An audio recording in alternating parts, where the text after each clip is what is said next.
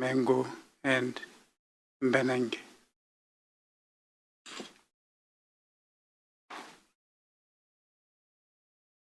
Advocate Skippers.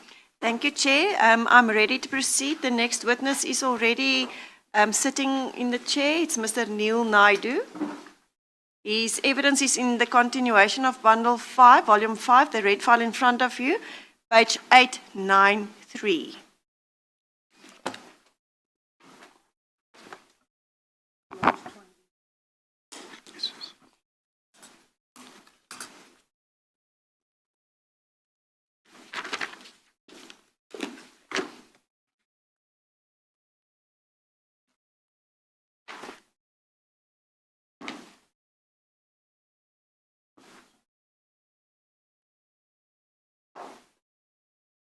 Mr. Naidu, your full names, please. My full name is Prabhakaran Naidu, P-R-A-B-A-G, P-R-A-B-A-G-A-R-A-N.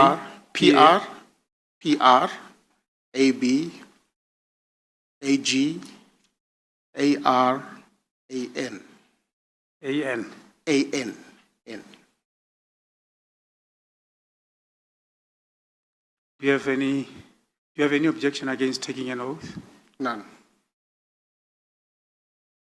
And in that case, do you swear that the evidence you're about to give will be nothing else but the truth? And if so, please raise your right hand and say, "So help me God." So help me God. Thank you. Thank you, Mr. Naidu. Please state your current position and when you were appointed in that position. I'm the Director of Facilities and Security for the Office of the Chief Justice. I'm based in Midrand. Been appointed there on the 1st of July, 2016.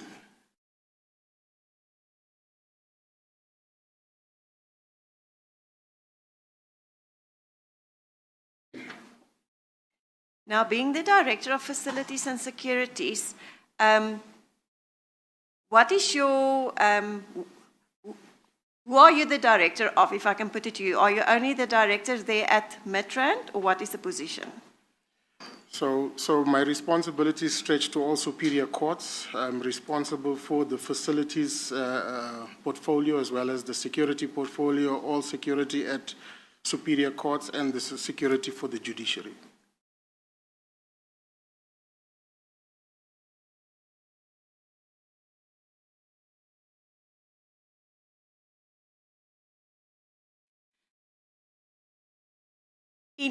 Just place on record, in all high court buildings, what is the security systems in place at all high court buildings?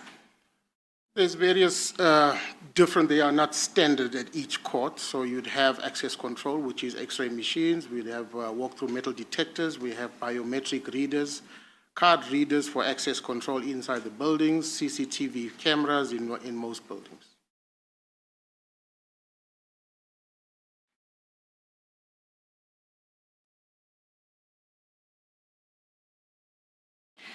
Just state for us on record the working of the CCTV footage camera. Does the cameras run the whole day, or what is the position with the recording of the cameras, if I can put it like that? Okay, so cameras are programmed to run or to record only when there is movement detected. So for the most part, at night, for example, and even when nobody is, or there's no picture in the frame, the camera would go on pause. So only when somebody comes into frame or there's any movement, that includes even a tree moving on the outside in the parking areas, it will start to record.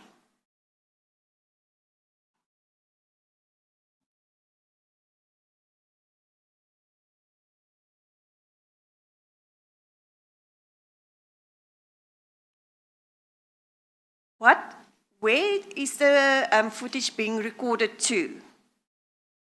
So at every court, superior court, there is control rooms. In those control rooms, there's equipment. We refer to them as DVRs and NVRs, which is digital video recorders. And footage is stored onto those devices. And from there, it is also transferred in some cases to even the server of the court.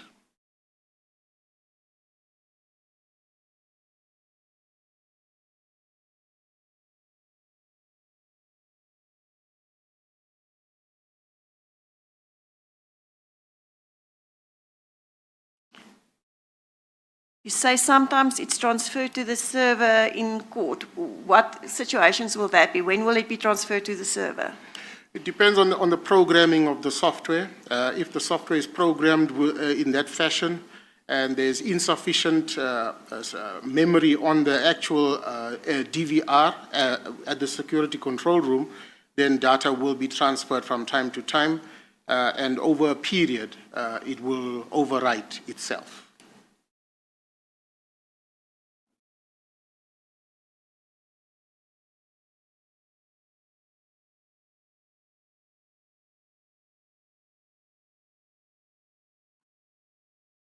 Explain to us that overwriting of the footage.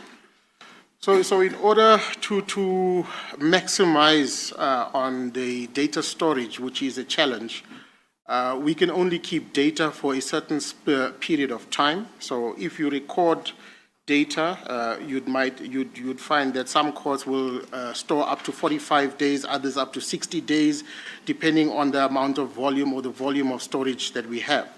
And as it reaches that end date, if it's 45 days, on the 45th day, it will overwrite the first day. And it continues in that fashion. On the 60th day, it will overwrite the first day and continues in that fashion. So you'd always have 60 days of recorded footage on your system.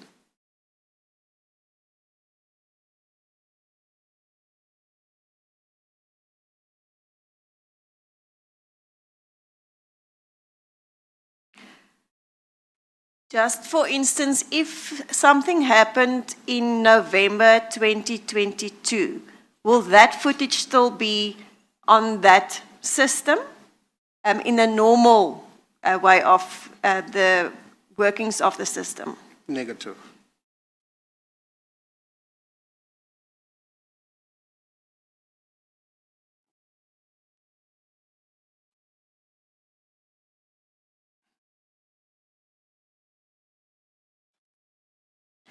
Is there another way where it would be still accessible or present? So if we copied the data off the hard drive and basically kept it stored either on the hard drive as a separate file or in a folder, it would be preserved. That's basically if we had the details of that recording that was required, but it would have been in that 60-day period.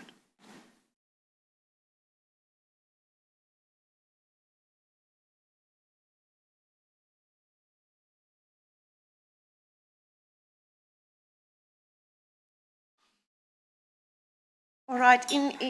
In this matter that we are here for, the tribunal between the complainant, Ms. Mengo, and the Judge President, Judge President Mbenenge, what do you know about video footage in particular in this instance? Okay, so I was not aware of a case or a matter being registered as a case. What I was informed by the then security manager, Mr. Norman Mabuza, I was called by him around the time between November and December. It's not very, I can't pinpoint exactly when. And he indicated, or he wanted to know, is it correct that a judge views footage without the due process being followed, which is requesting that footage be viewed? And I said to him, no, that is not correct. And he indicated that a judge has requested footage to be viewed through the control room operator, which is a contracted control room operator. And what I said to him is that, look, if a judge saw fit to view footage, then there might be something that will come in future. So let us copy that footage and keep it on the hard drive. And if anything comes off it, we have footage. But I only requested the footage that the judge requested to view.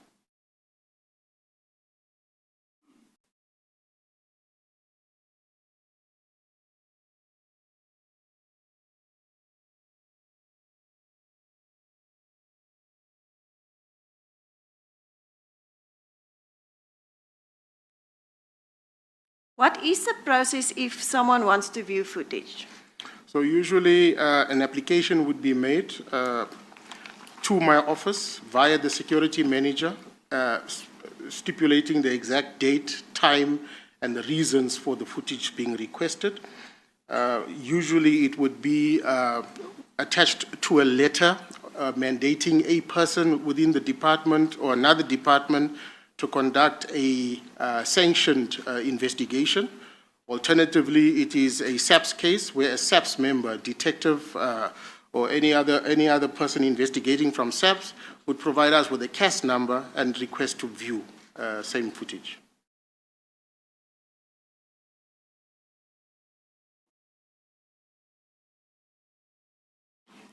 Did you receive any application for the footage to be viewed in this particular instance? None.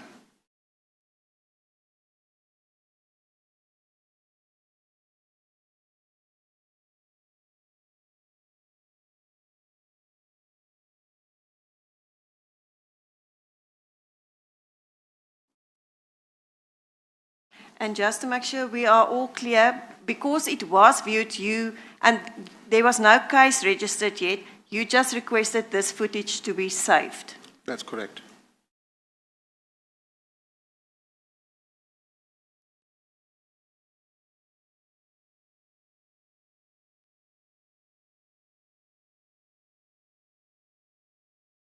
Did you receive anything of the footage? And how did you receive? If so, how? Okay, so Sorry, what did you say? Did you receive any footage?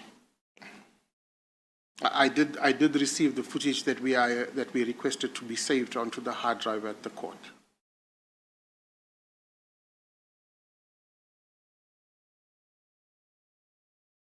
How did you receive it? And in what format? It was downloaded onto a USB, a Virgin USB, I might add. It was couriered to me, and I retained it in the courier bag until it was collected by Secretariat.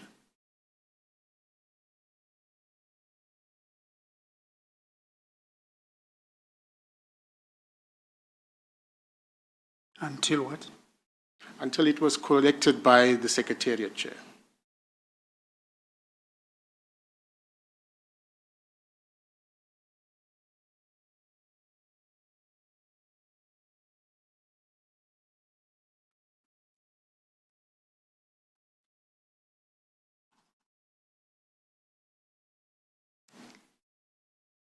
In this matter, there was a viewing of the CCTV footage by all parties, the legal representatives for the complainant, myself, the evidence leader, as well as the legal representatives of the respondent. You were also present at the stage, is that correct? That's correct.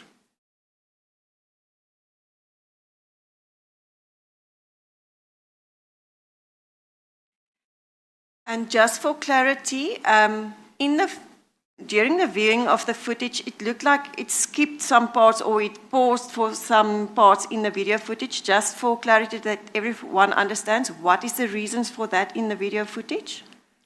As I've stated earlier on, when there's no person or any movement in that frame, the footage would stop, it would stop recording. And as soon as somebody comes into the frame and there's motion, it starts again. So it seems like there's a jump in the footage, or it was tampered with, but it is not the case.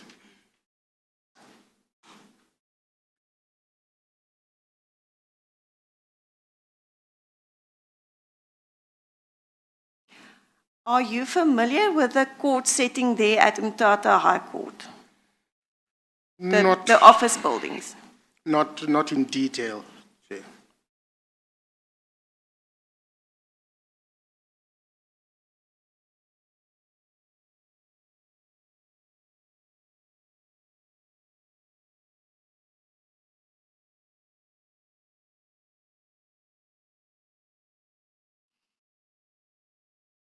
Do you have that footage here with you today? I do.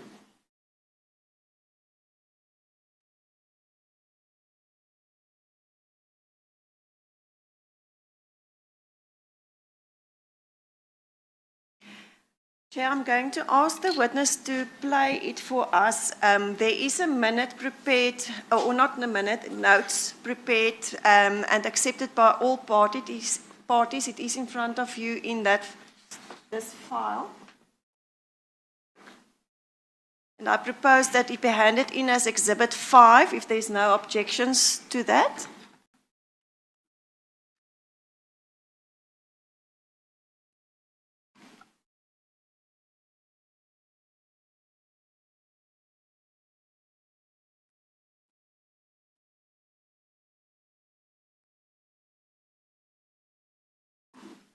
Yeah, it is admitted as Exhibit 5.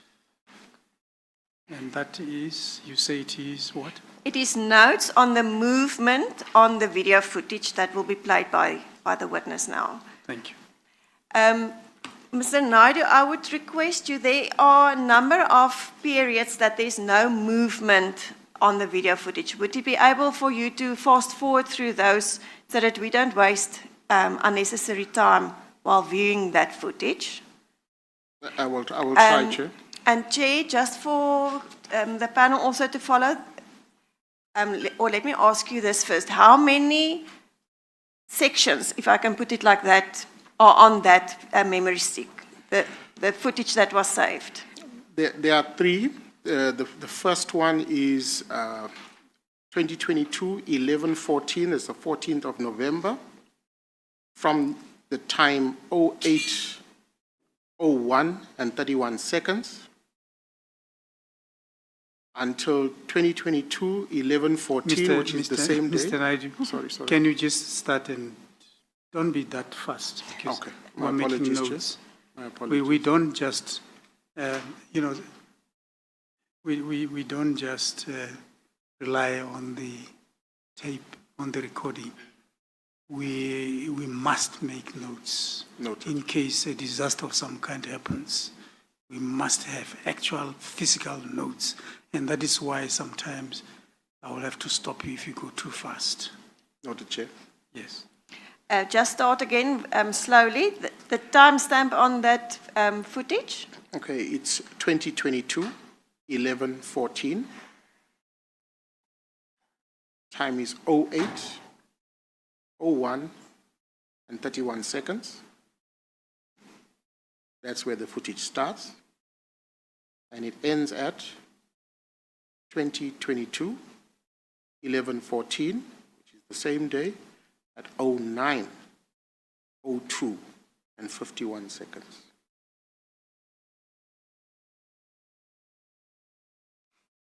So am I correct to say that it's just over an hour's footage? That's correct. All right, and the second one? Second one is 2022-11-14, the same day.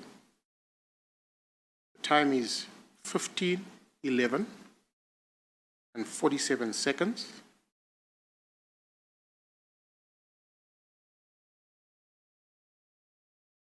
And that clip ends on 2022-11-14, which is the same day.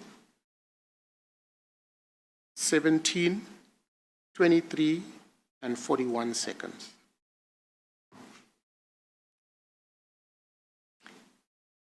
The third clip? Third clip is 2022-11-16, which is 2 days later. Time is 08:22 and 04 seconds. And that clip ends on 2022-11-16, 09, 01 and 12 seconds.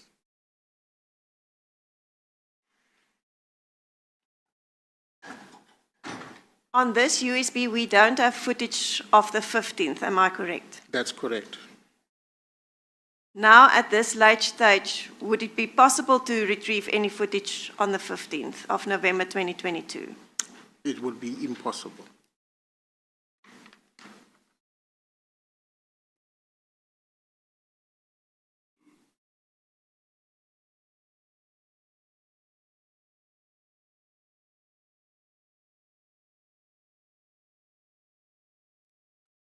Chair, I think we all agree that on the 16th of November, there's no footage that's relevant to this matter. There was also no date of the 16th mentioned in this matter.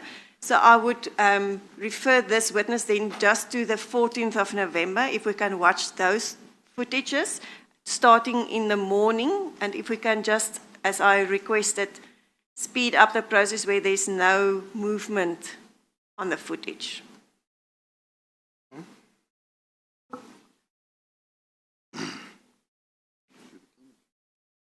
The footage is now being shared. Thank you. If you can just pause there. I see on the bottom it says C9, Chamber 2 passage. Yes. What does that? Sorry, Chair. Can I come in at this stage? I'm not objecting to any particular question that my learned friend is posing to this witness. And I hear that my learned friend is saying that the panel will be invited to watch the footage of the 14th of November, and that too we know of the times. And maybe I should start by saying that the Exhibit 5 was prepared by us for the respondent for purposes of making sure that the proceedings are shortened and curtailed with agreement about what they depict. But I see my learned friend is referring to the entire 14th footage, which will be viewed today. And we would have thought, in order to curtail the proceedings, that it would be prudent only, or relevant only, to view the footage of the afternoon of the 14th, because that's a contentious period. Because there is no contention, in fact, it's not even Mengo's or the complainant's case that anything significant happened in the morning. So I just wanted to get clarity, because our understanding was that to curtail the proceedings, we'll focus only on the contentious footage of the afternoon of the 14th of November. Advocate Skipper. Chair, that is not correct. We indicated this morning when we were discussing it that the 14th in the morning is also relevant due to the fact that something did happen in the morning as well. The complainant testified about being called back to the chambers of the JP for not being dressed in court attire.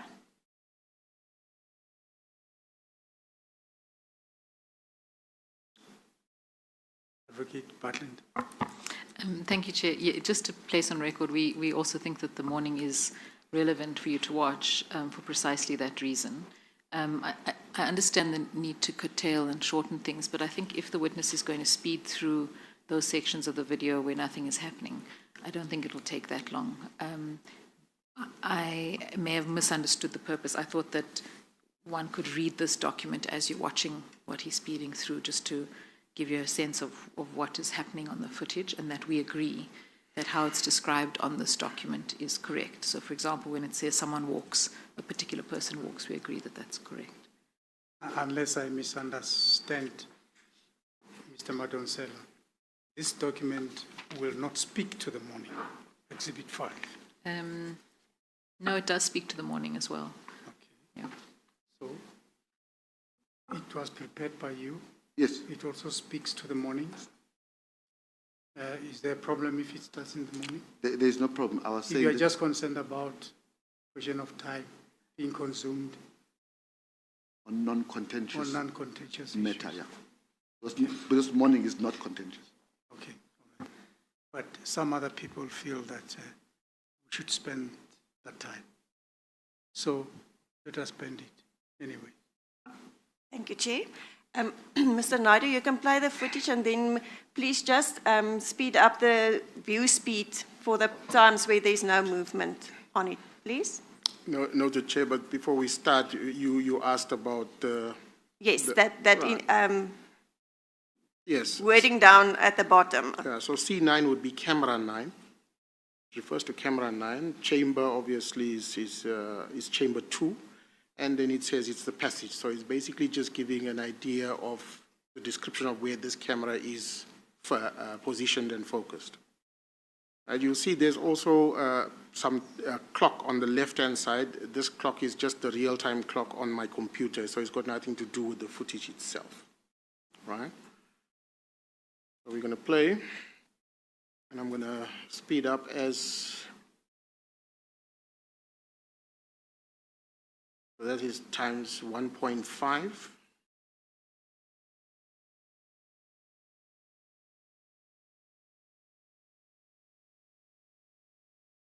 Times 2 on speed.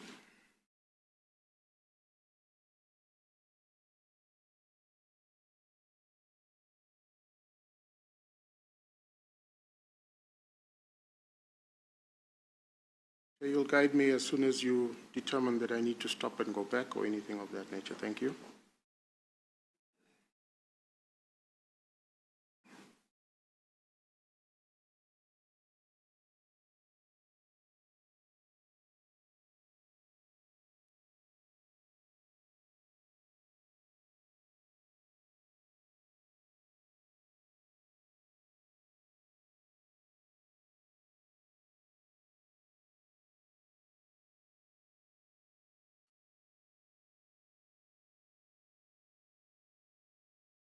While we are watching, just to put on record as well, is it possible for you to say in this footage what time of the morning that specific footage is?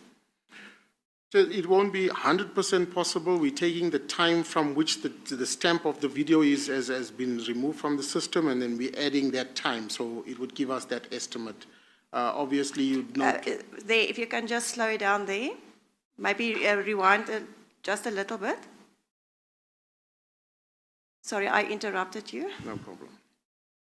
So it's not possible to say exactly what time in the morning it was? No, except to say that on the stamp I read out earlier on, it's within that time period. Thank you. If you can just go a little bit back with those two ladies coming in. Up, okay, I see.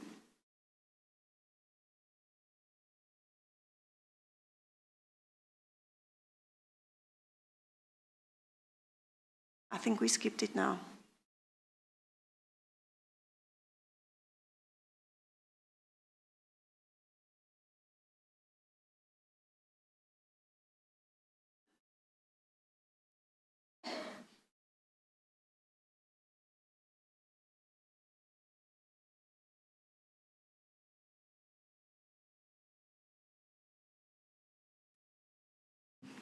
It's before this lady. There's two ladies that came in before her.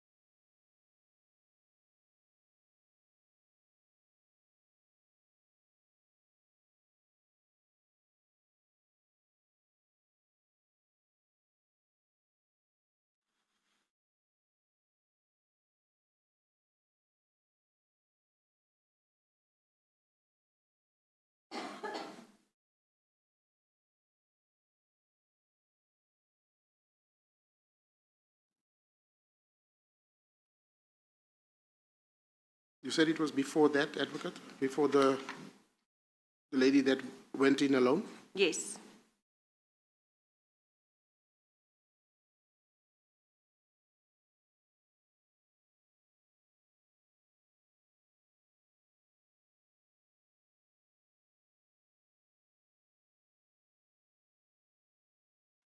Yes. Yeah. Yes.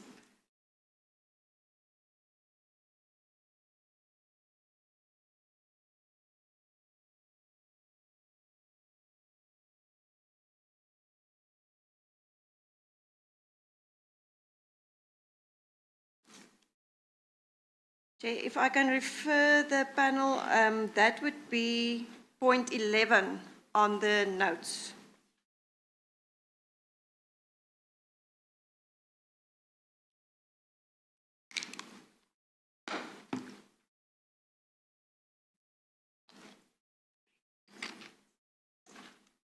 sorry, point 6, point 6. May I correct, whilst we are on point 11, Chair, that may I state for the record that the last word, Mr. Matonsela, on point 11 does not refer to me. All right.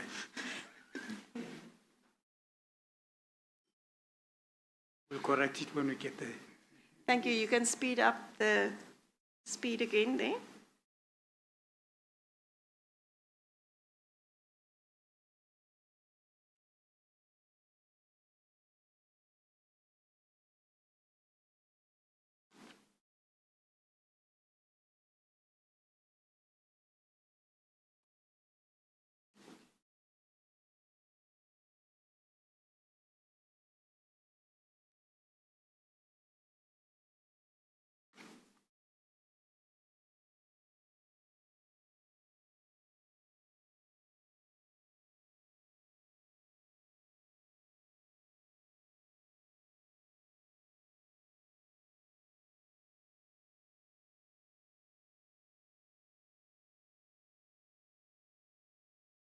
I think here you can slow down a bit. After this, point 11 will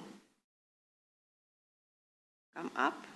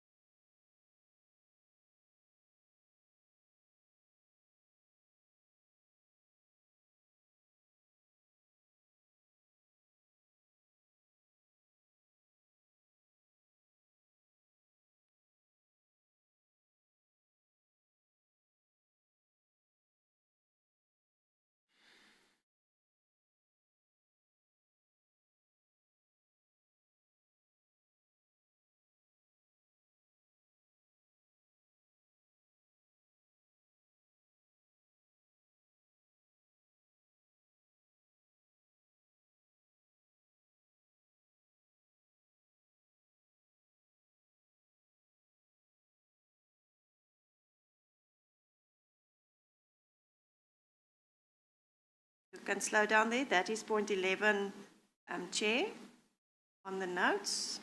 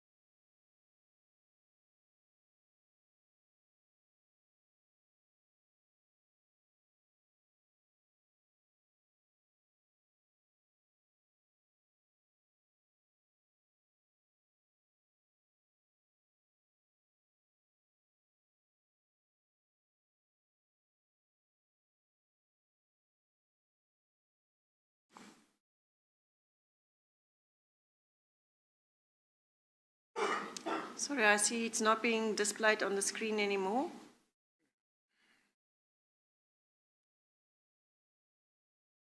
Are you still sharing it, Mr. Naidu? I'm checking. Oh, yeah, I think it went off.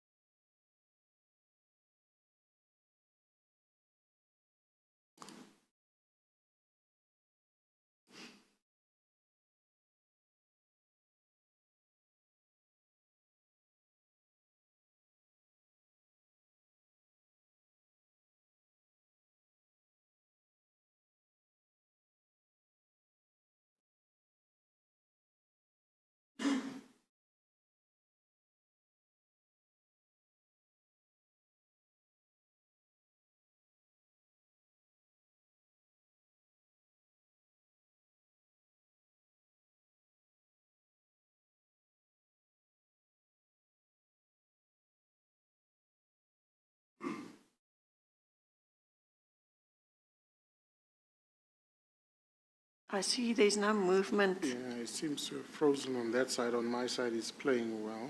But I think there's a challenge, Chair, with the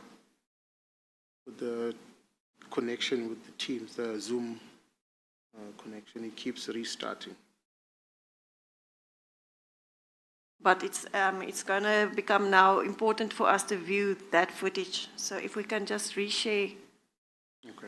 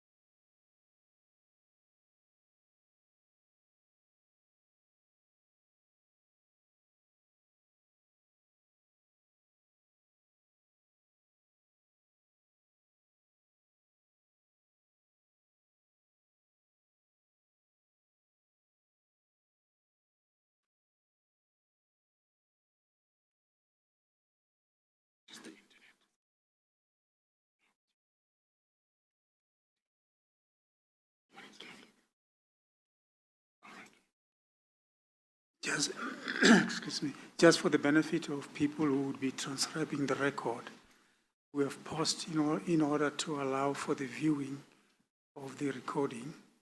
And once the viewing has been concluded, we will indicate accordingly. There may be some interjections in the process, but we will indicate once the viewing has concluded.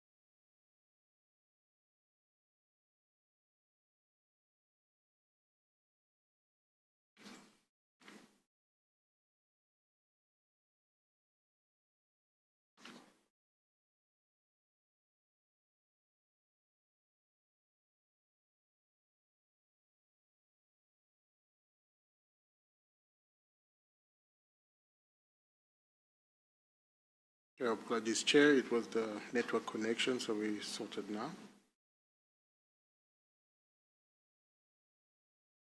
Advocate, you'll confirm if I think I stopped at that point. I paused the video when we disconnected, so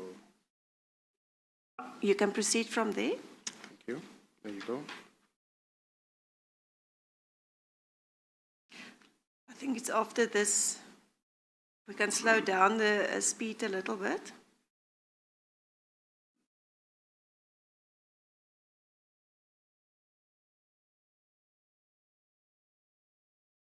It's at normal speed now.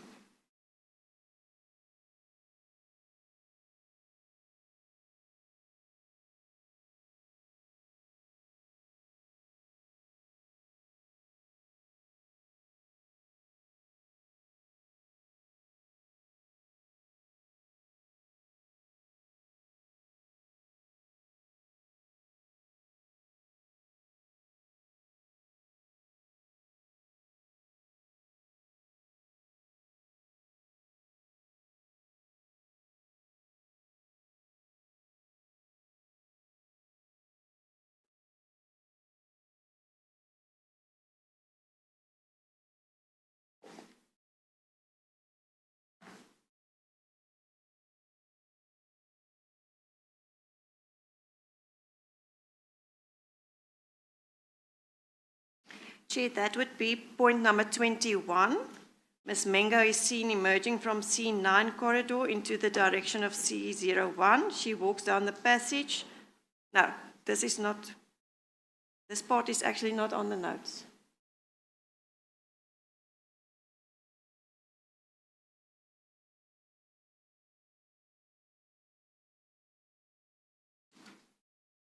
Did you pause now? Is it freeze? It's paused. Well, okay, now you can continue.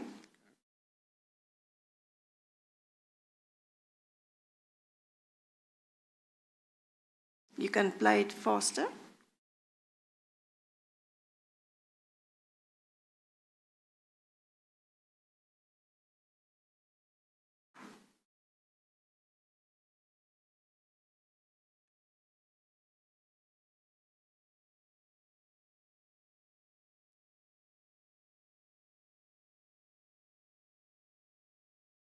Yeah, if you can, sorry, just go back a bit and play it at normal speed.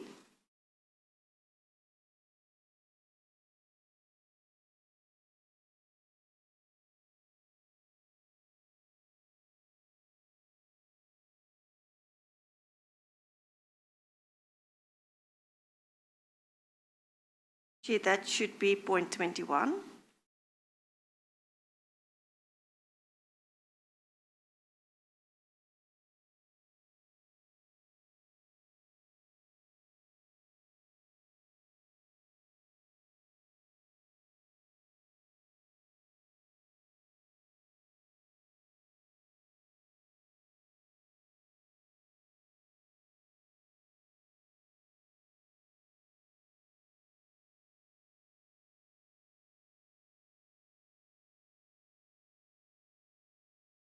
You can leave it at normal speed because the next part is coming just after this.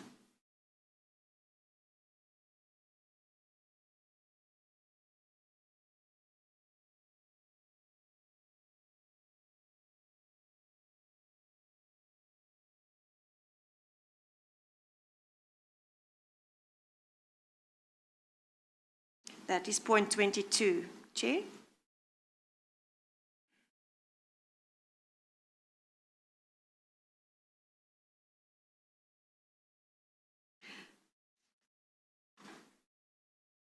Chair, if all the parties agree, I think the rest of the morning's footage has no relevance on this matter before, so we can, if all agree, we can go to the afternoon's passage.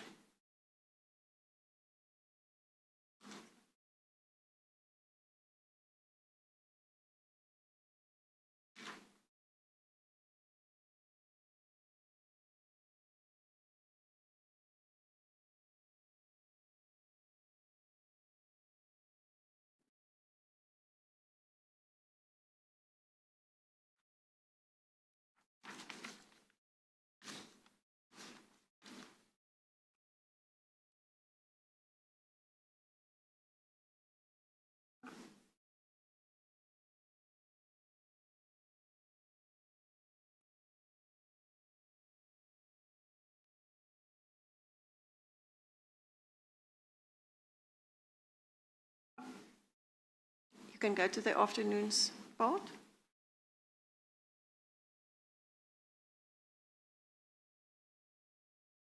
So with regard to the afternoon, may I please suggest that there should be no fast forwarding, no rewinding.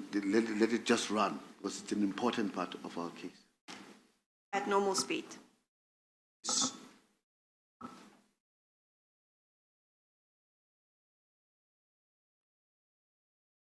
Noted, the video is ready. Should I play? Yes, you can play. Just hold on, just hold on.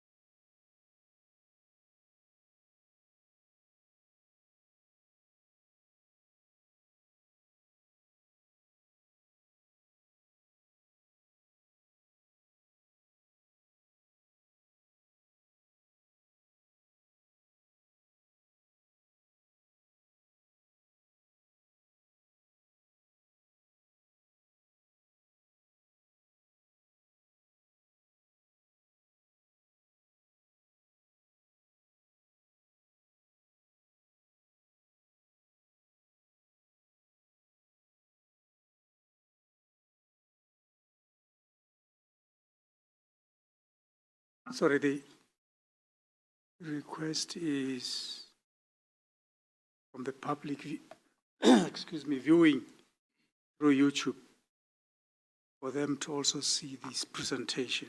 Is there any objection by any party? We have no objection.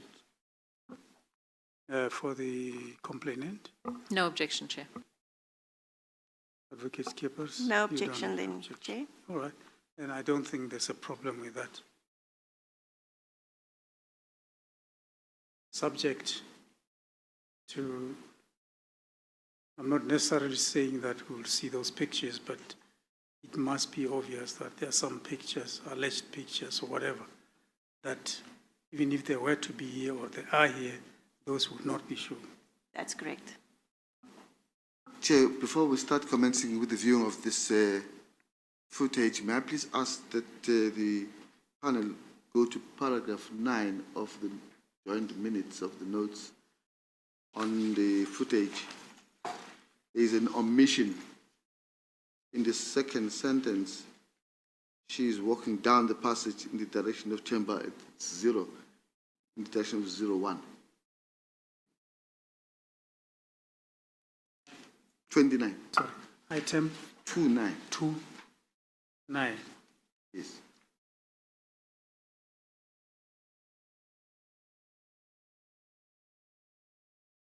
What about it? You say there's an omission.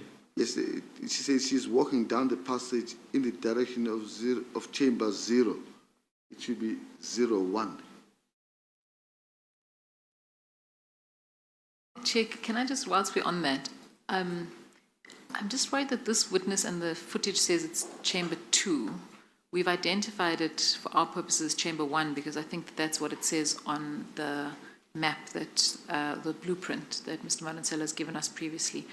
I don't know if anything will turn on it, but I just want to raise that we're talking about the same thing.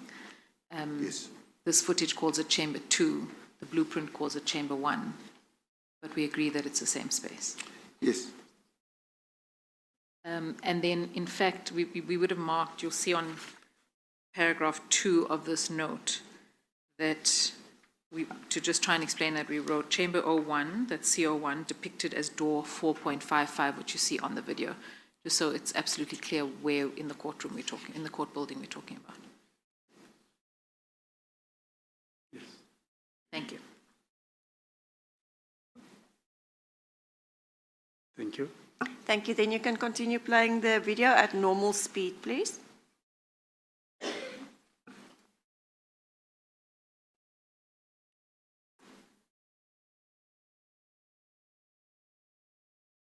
That is then item 29 on the notes.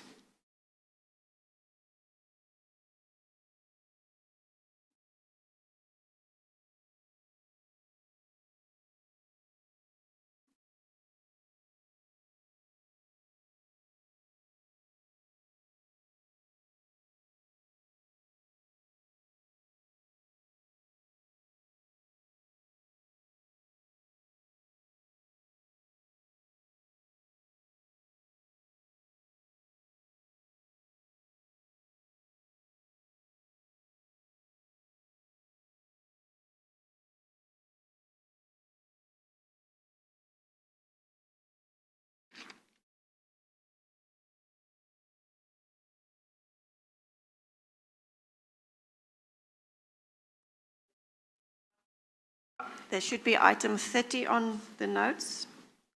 Ms. Mengo is seen entering the passage again through C01, ushering 2 individuals into chamber 01. And they enter into the office.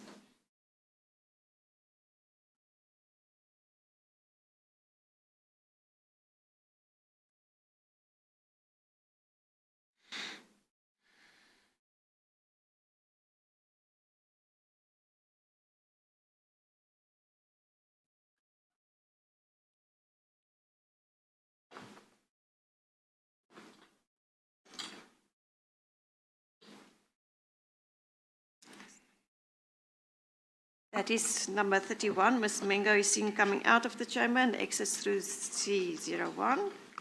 And that is 32. The 2 males are enters through C01.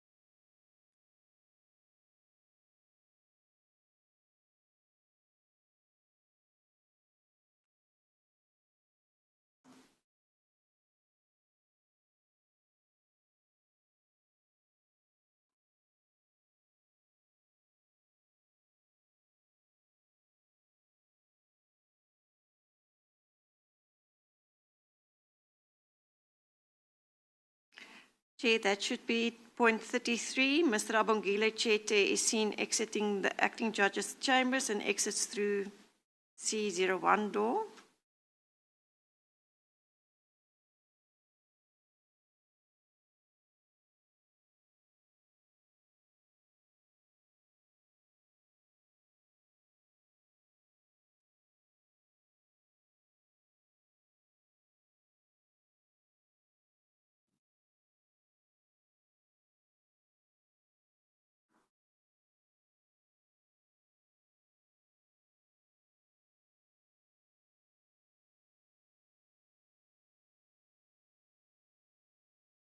That is point 34, Chair.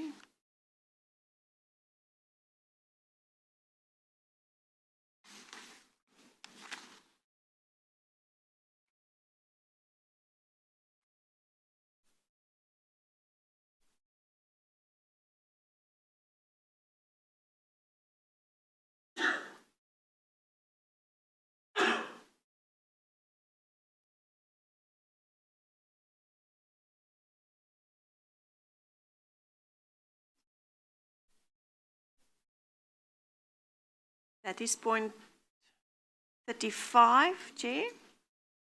Ms. Nkai is seen walking down the passage and exits through C01.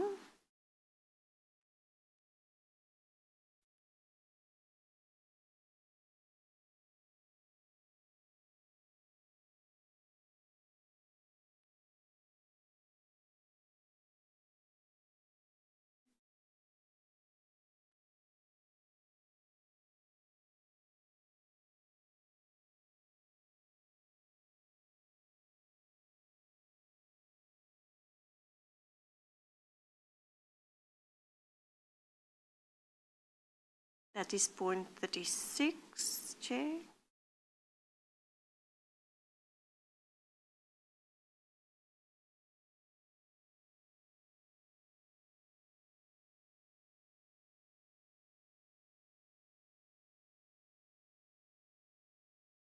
And point 37, Ms. Nkai re-enters one corridor through C01 in the company of two individuals.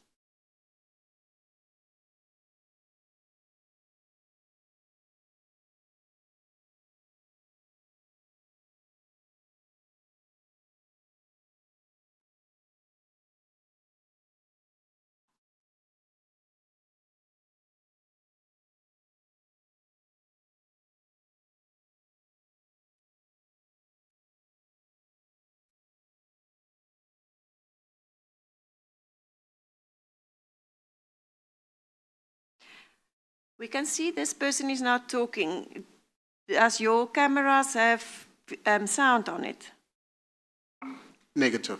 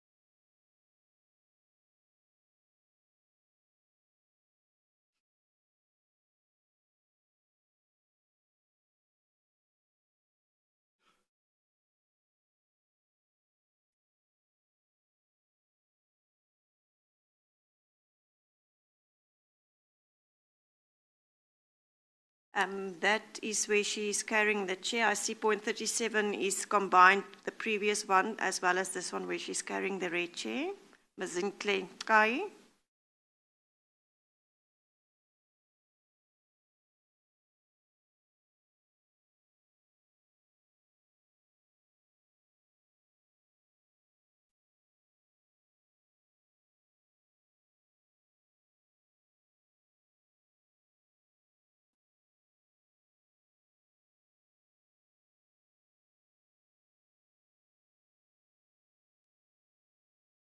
And this is point 38, Chair.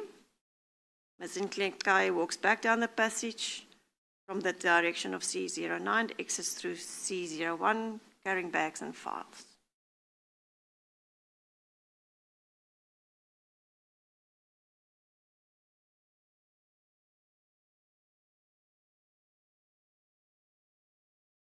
Is 17 not two different episodes? Second, Chair. Item 37, sorry. Is item 37, does it not comprise two separate episodes? I agree to that. It has been combined here, but it should be two separate Yes. points.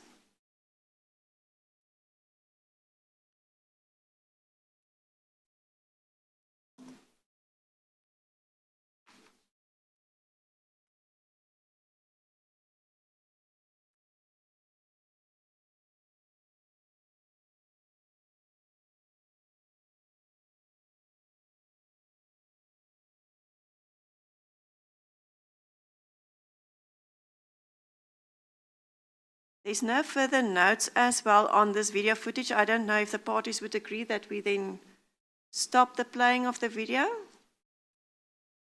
I see Advocate Maronsela is in agreement.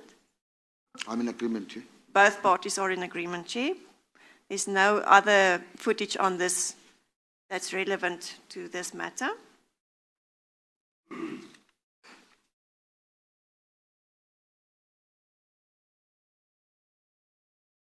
For the benefit of transcribers, the footage, the viewing of the footage has now been concluded. We see that the individuals in the footage go around the corner into another corridor. Do you know if there's any cameras in that corridor, or don't you know? There would definitely be cameras. There are judges that are located as in chambers in those areas. So wherever they are, for their safety, we have camera footage. Do we have the footage in that corridor? No, we don't.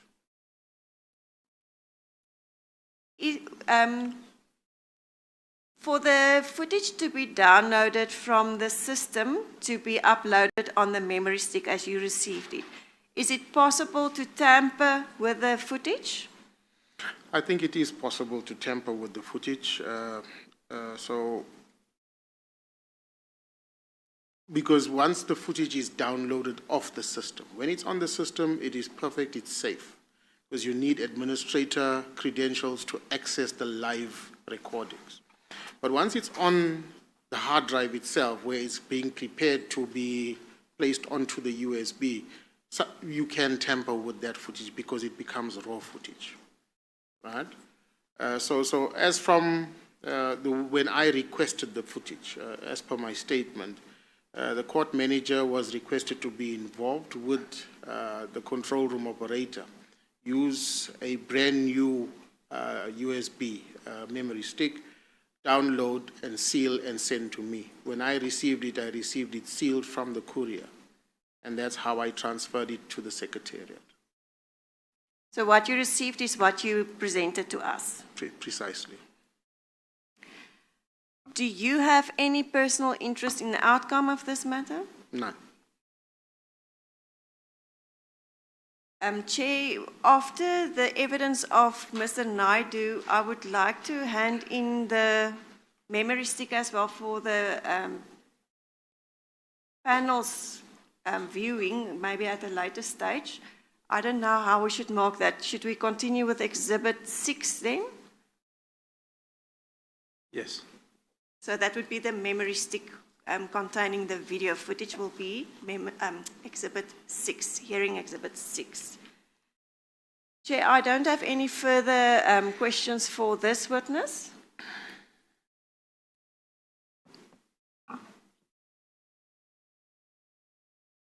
Yes, can you assist us formulate the description of this item correctly? Just start by saying Exhibit 6 is? Can you give the name of that memory stick that you have, and then we will make copies for the other members. I think the chair should receive the original one, and then we will make copies for the benefit of the other panel members. What is the description of that memory stick that you have there? It's a SanDisk. SanDisk. SanDisk. Yeah. SANDISK.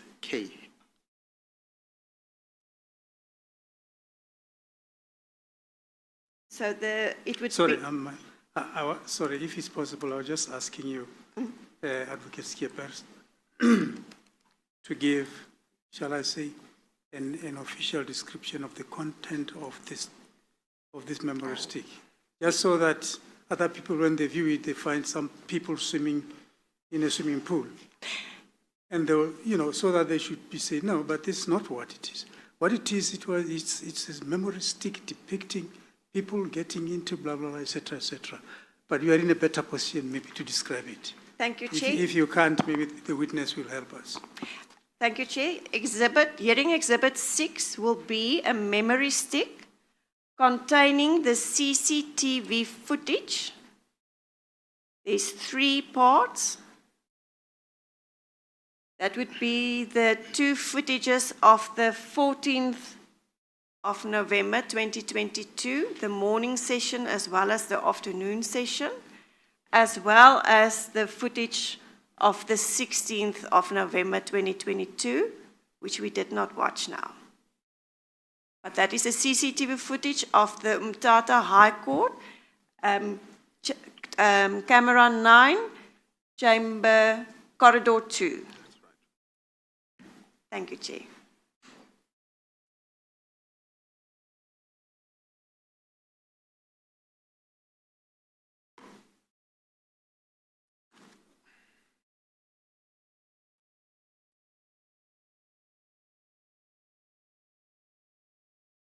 Advocate Bartlander. Thank you, Chair. Mr. Naidu, good morning or good afternoon. We're already in the afternoon. Good afternoon. I just want to ask you a few questions to clarify your evidence. So you said that you asked whether you asked whether you received any applications to view footage in the Mthatha High Court in this instance, and your answer was that you had not received any applications. Is that correct? And as I understand your evidence, you were told after the fact that a senior judge had asked to view the footage through the control room operator. Is that correct? It's correct. I didn't say senior judge. I just said judge. I think in your affidavit, let me check so I'm not putting the wrong information to you. So in your affidavit at paragraph 2, you say, on or about April 2023, exact date unknown, I was contacted by Mr. Norman Mabuza, the then assistant director. I'm so sorry, it's at page 894 of volume 5. I'll just read you that paragraph again. On or about April 2023, I was contacted by Mr. Norman Mabuza, the then Assistant Director for Security in the Eastern Cape, who reported that a senior judge requested access to video footage in the Mthatha High Court from the control room operator.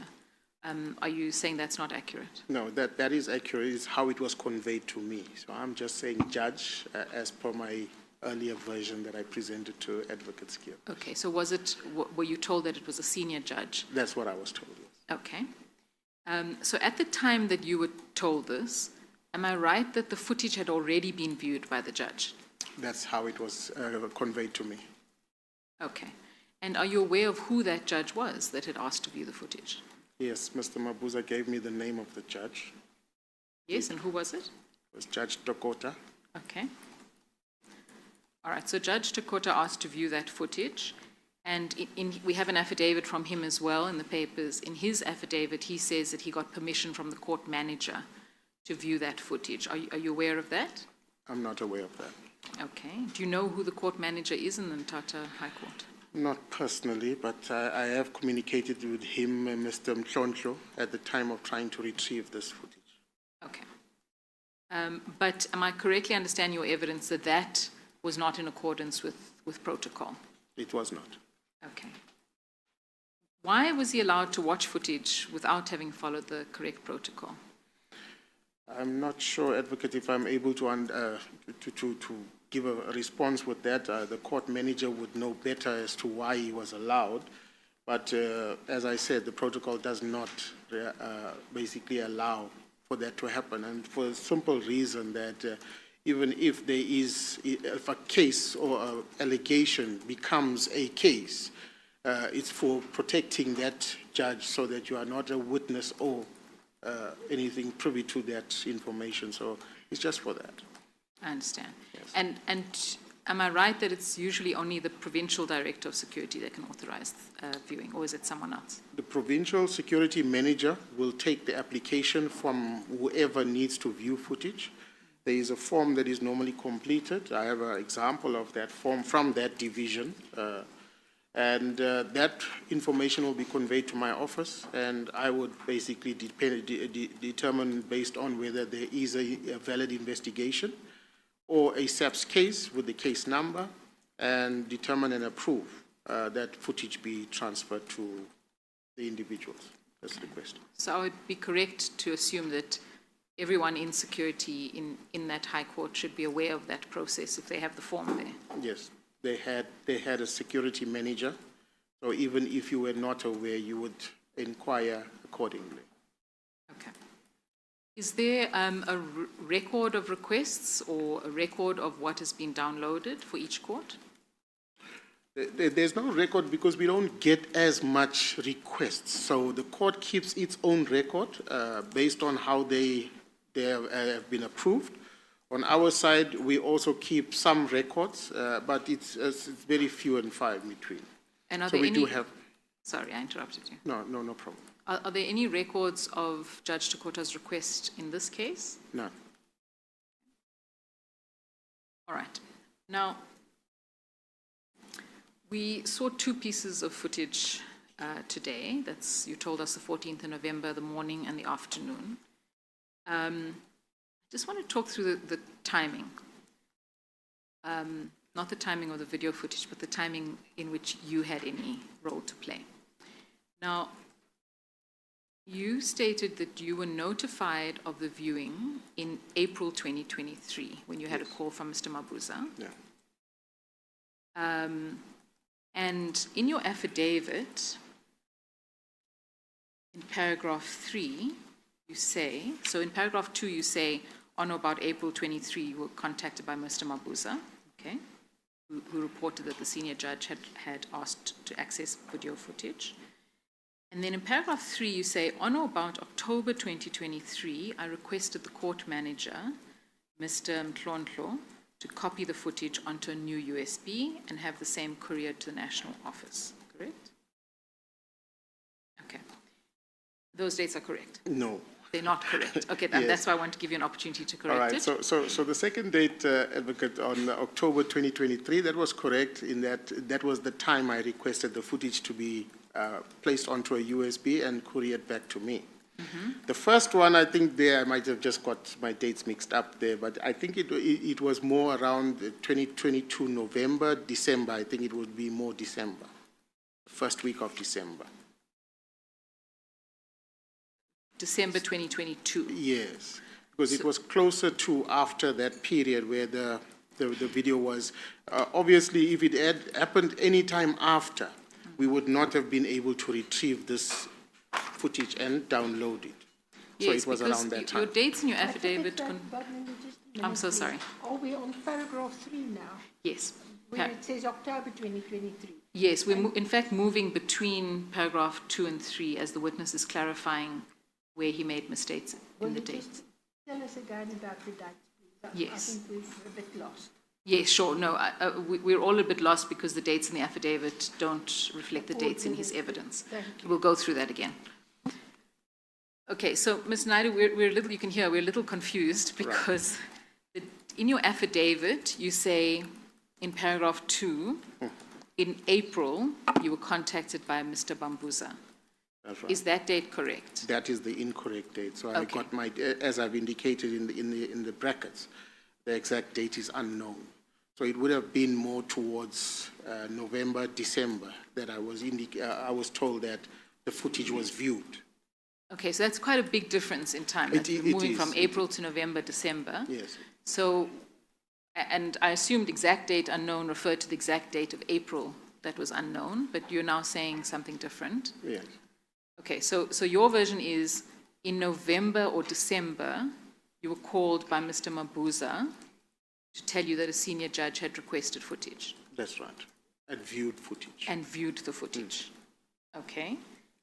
And then you say in October the following year, Right. you contacted the court manager and asked him to download that footage that had been viewed. That's correct. Is that correct? Okay, so now we have the dates correct. Can I check with Sorry, the panel? sorry.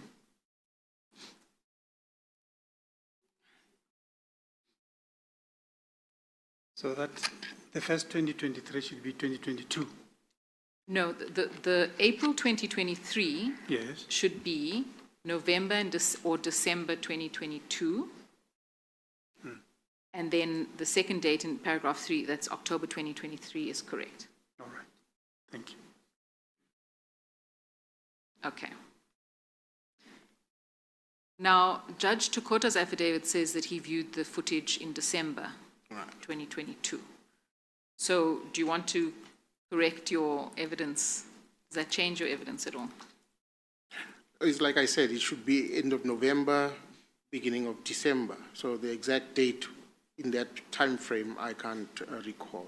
So when you were contacted by Mr. Mabuza, was your sense that it had happened fairly shortly before he phoned you, or that it was a long time ago that he'd watched it? No, it was in that same maybe 1 or 2 days time period. Because normally Mr. Mabuza would be located, he's based in East London, and he was called by the control room operators and indicated that this is what happened. So that's how he conveyed it to me. So it would have been almost immediately, a day at most. Okay. And then in October the following year, so just short of a year later, That's right. you then instructed that this be downloaded. That's right. And I just want to understand your evidence. You said that evidence could be tampered with Right. at a certain point. At what point? Just be clear with us in terms of now of these dates. So that you said that the evidence could be tampered with after it had been downloaded off the system. Is that correct? I'm not saying, not specifically this. I think the question that was asked is, can evidence be tampered? And I thought in the general sense, that's what I was conveying. That yes, indeed, evidence can be tampered with, and that was the time factor. Whether this evidence was tampered with, I cannot confirm. Yes. So I just want to understand the evidence. So if evidence could be tampered with, it could only be tampered with after it had been downloaded. That's correct. And when it's downloaded, is it downloaded onto the system, or is it onto a drive, or is it downloaded, in this case, onto a memory stick? Onto the hard drive of that PC. Okay, yes, that's what I want to understand. So downloaded means we've taken it off the system and put it onto the hard drive of that same PC. That's right. Okay, and once it's downloaded, it sits there downloaded That's in that PC, and that's when it can be tampered with? Yes. Understood. All right. And so that footage that had been downloaded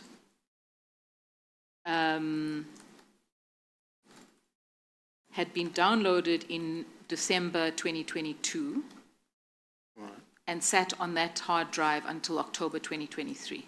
Exactly. Okay. Thank you.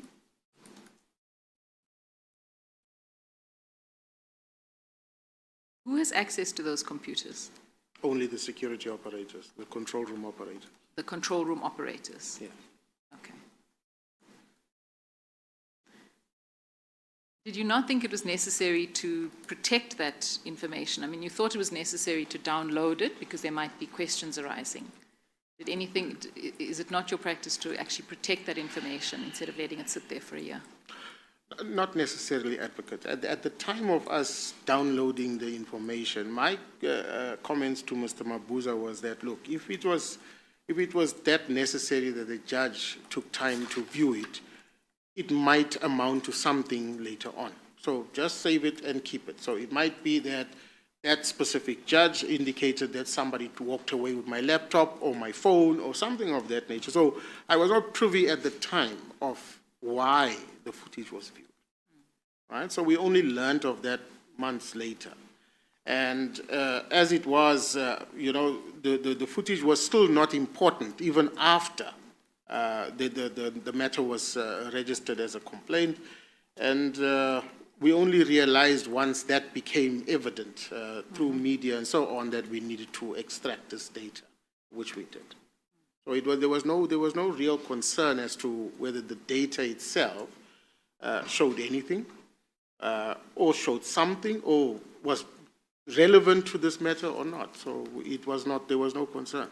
In fact, there was no even request formally for the data.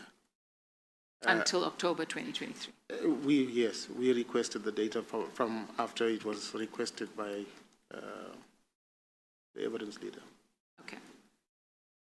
All right. Now, Judge Dakota says that he requested the control room operator in his affidavit. He says he requested the control room operator to view footage of the 14th and 15th of November. I don't think you don't have any knowledge of this, no. Presumably. Okay, but I just want to ask you some questions arising from that. So his affidavit says that in December 2022, he requested the footage of the 14th and 15th of November 2022. And the footage that we have here today is the footage of not just what we view today, but what we have on the device, on the USB, is the footage of 14 and 16 November. Is that correct? That's correct. So what's happened to the 15th of November? I can't say. But Judge Dakota says he viewed the 14th and the 15th. That's correct. He doesn't say he viewed the 16th. And you tell us that the only footage that you instructed to be downloaded was the footage that he viewed. That's correct. Okay. So you have no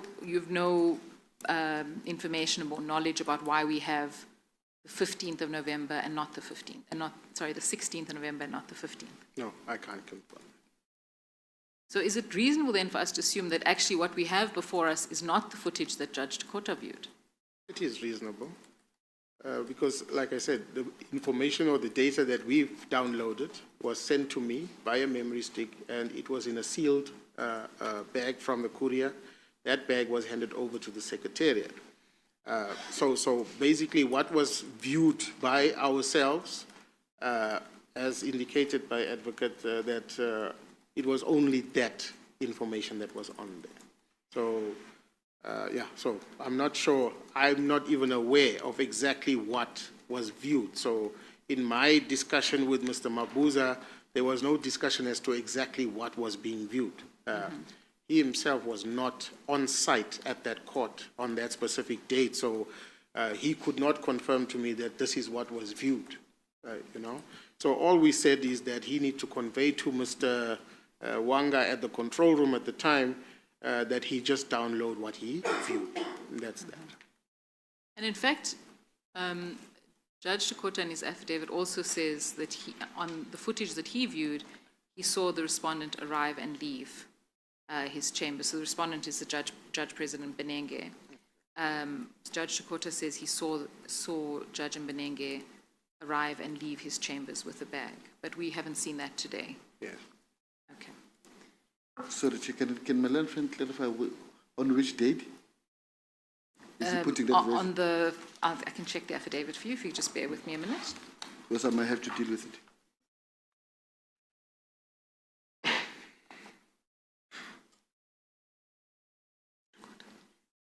If you just bear with me, I'm just looking for the right passage.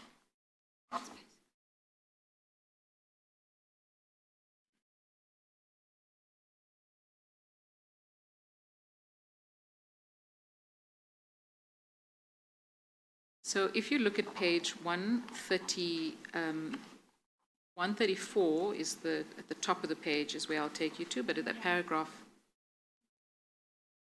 at the paragraph starts at page 133 and it's volume 1.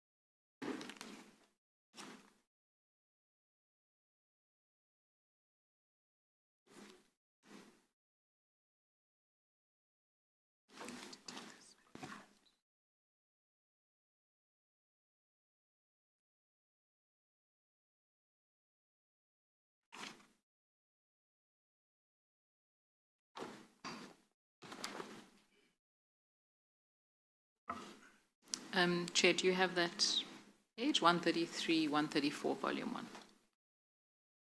I have it, just a minute.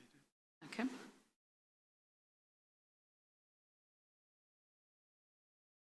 I do, thank you. Thank you. I'll read you the paragraph so it's on the record. Mr. Wanga and I then watched the footage of the 2 days. There is nothing worth mentioning about the footage of 14 March 2022. I think that's a typographical error. Should be November. In any event, had nothing to do with the rumors about 15 November 2022. The footage of 15 November 2022 does show the JP arriving at his chambers carrying his bag. It later shows him leaving his chambers carrying the bag.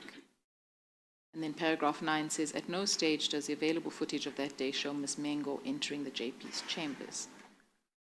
The point of, that was the paragraph that I was referring to, the point of asking that question, you have no knowledge about what Judge Takota saw or didn't see on the footage, is that correct? None whatsoever. Okay. Just bear with me.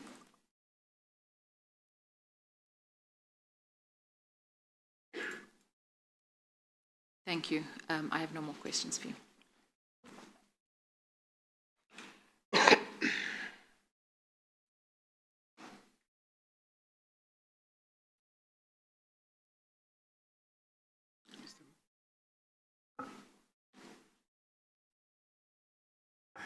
Chair, Mr. Matansala will deal with this evidence. Thank you. Thank you.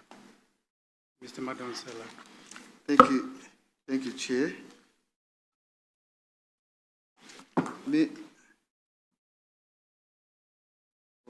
I'm being reminded it's 1 o'clock. I don't know. Oh, yes, correctly. So we can adjourn and come back at 1:45. Thank you.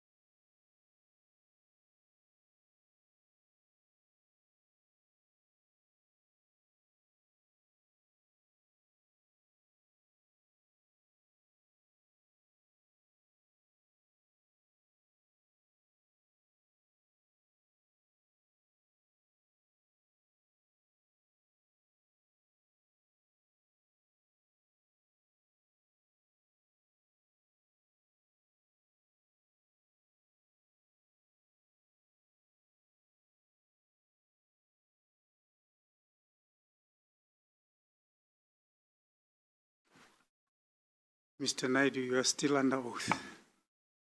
Thank you, noted, Chair.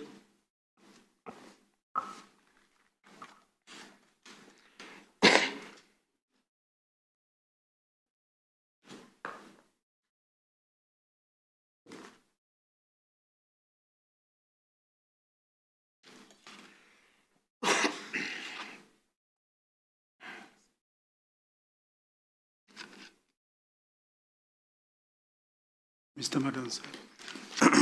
Thank you, Chair. Mr. Naidu, before I ask you some questions regarding your evidence today, can I please ask you to take a look at the document that I will circulate amongst the members of this panel and our learned friends now.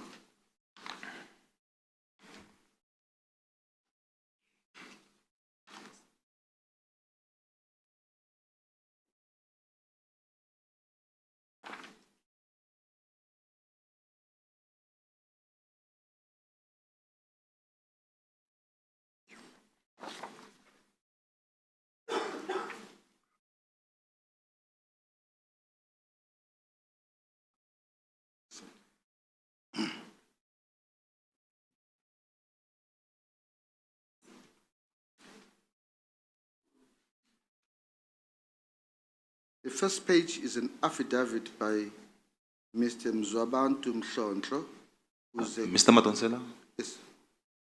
can you also provide me with a copy? I don't have a copy. Oh, sorry, my apologies. Oh, thank you. I'm selfishly keeping two.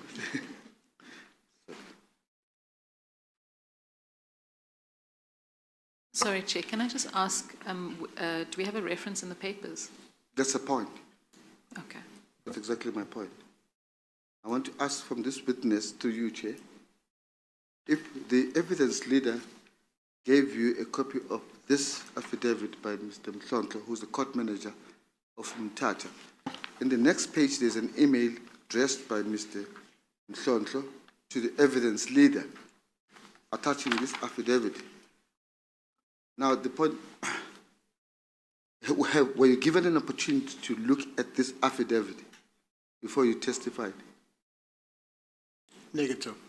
Sorry? Negative.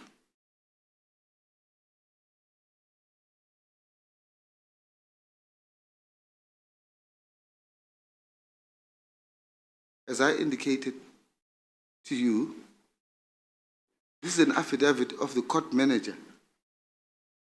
You know Mr. Mhlonhlo, don't you? Yes, we've spoken on the phone a few times. He is the one responsible for the court management in Mthatha High Court, not so? That's correct. His evidence that was given to the evidence leader in this case, as appears from his affidavit of 18 February 2025, some 3 months ago, says he gave the permission, or he asked Wanga, Mr. Wanga, who is a security guard and who's working in the control room, to assist Judge Dorota to view the footage. Not so? That's what the affidavit says, yes. So the viewing of the footage by Judge Dorota on that date, whatever the date was, came with the sanction and the blessing of the court manager, not so? According to the affidavit, yes. Just a second.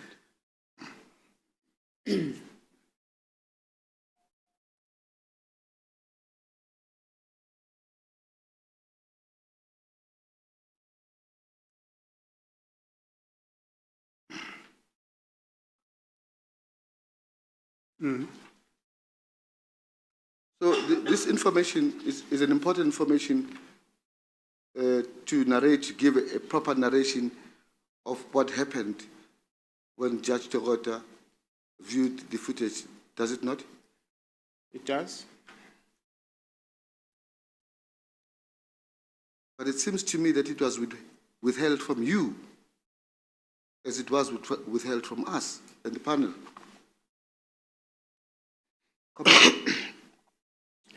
Shouldn't we start by saying it wasn't shown to you? It was shown. It was not shown. Because withholding, it's your choice. If you persist with withholding, that's your choice. But I'm just saying withholding may have certain implications. Yes. Chair, Yeah, I you take, know what I mean. I take guidance, sir. Yes. You're right. It was not wasn't- shown. Yeah. It was not shown to us. It was not shown to you. It was not shown to the members of the panel. Yet it would have been important for your evidence to give a proper picture of the circumstances in which Judge Dorota viewed the footage, not so? It is, Advocate.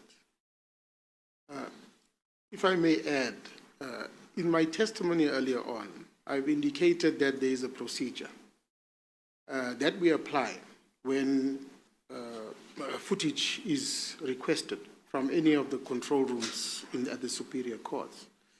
And that is not, as much as you've indicated in the affidavit, it's with his blessings, he's not the one to give the blessings, if I may put it that way.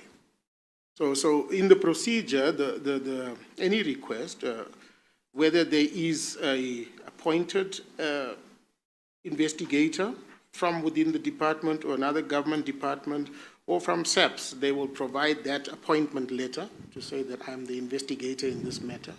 I'm requesting footage from this date to that date, this time to that time.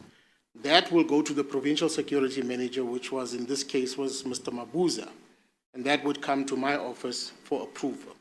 So that way you are basically having the proper access to the footage. In this case, it was not. Although this was not shown to me, but it's still not the correct method. Not as I testified earlier on. Yes. You see, I'm not acting for Judge Dorota, but from the perspective of Judge Dorota, the first port of call is the court manager. That's correct. Not so. That's correct.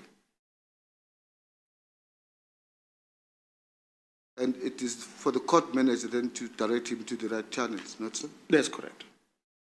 And he went to the first port of call, which is Mr. Mklonto, not so? That's correct.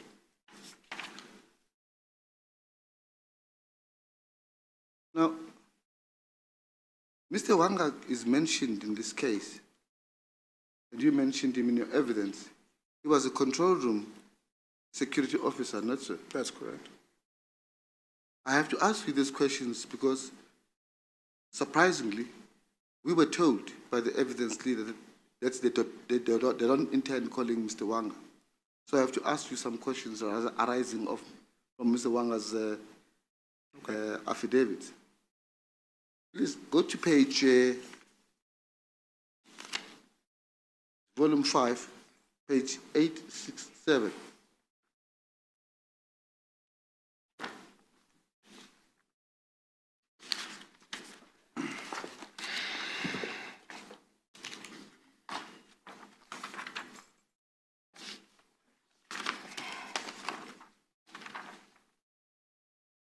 I have it. Just a minute.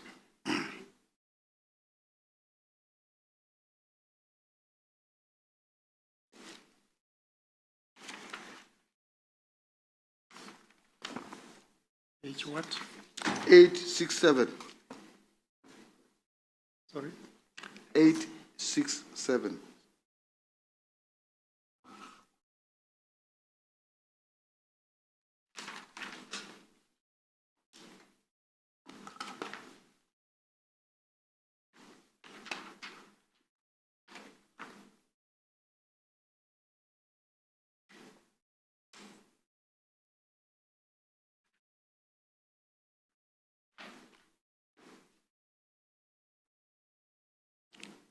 Firstly, before I put questions on this document, have you seen this document before?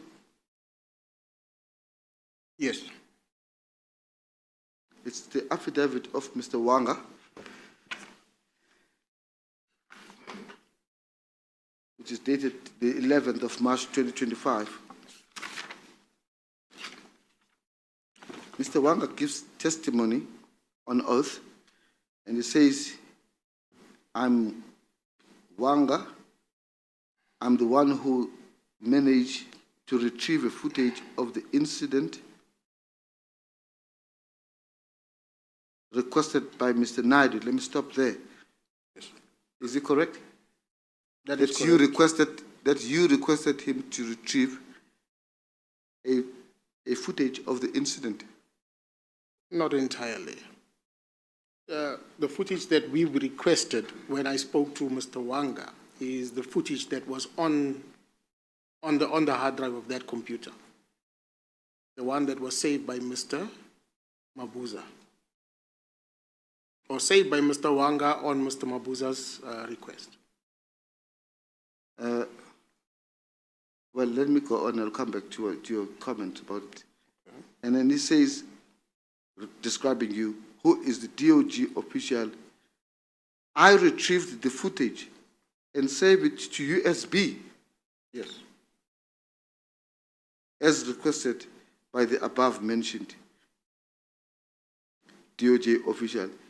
It is my part to do so as I work for Mr. Rubis as a control room operator. That's the end of the affidavit. So the essence of what he's saying says, at your instruction, he retrieved the footage and saved it on USB.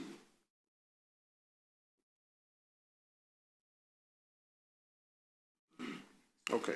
So Advocate, let me put it into perspective in terms of how he's referring to the events. So at the time of me requesting the footage, I was given his contact details by Mr. Mabuza, who had then left the OCJ. Mr. Mabuza indicated that they did have the footage on the hard drive of that PC, and that I should engage Mr. Wanga directly to retrieve that footage. At the same time, I've contacted both the court manager and Mr. Wanga to make sure that they placed that footage, the footage that was already copied to the hard drive. So it was not on the system. It was the footage that was copied onto the hard drive that I requested to be placed on the USB. So let's get the facts correctly. It is Mr. Wanga who says he copied the footage and saved, he retrieved it and then saved it on a USB. Not in that motion. Let me put it like this. I think on the day that Mr. Mabuza reported to me that the footage was viewed without the proper procedure, that was the day I asked Mr. Mabuza, please secure the footage. Obviously his discussion with Mr. Wanga managed to secure that footage on the hard drive. My request from Mr. Wanga and Mr. Mshoncho was actually to have that, as he stated, to place it on the USB, that which was already copied from the system onto the hard drive. That was the request that was made to him.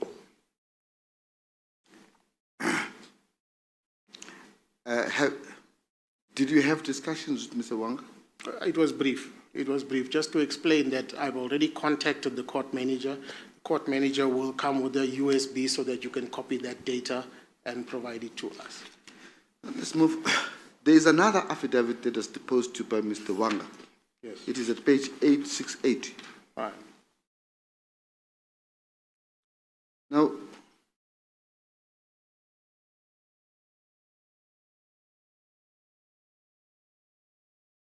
I'll take you to, are you familiar with this footage, with this affidavit? Not in so much detail, no. It's a later affidavit. It's dated 13 March 2025. At the bottom, can you see that? Yes, I see that. Now, this affidavit gives a different picture. It's written in a handwriting that might not be easy to read, but the feature of this affidavit, it seems to me, was a response to some questions, because in some portions which I'll take you through, it starts with a yes. I'm taking you to line 1, 2, 3, 4, 5, 6, 7, 8, 9. The 9th line starts with a yes. 7th line. Sorry? It's the 7th line that 9. starts with a yes. Now there's a yes in 7, go down, 2 lines down. Okay, I see that.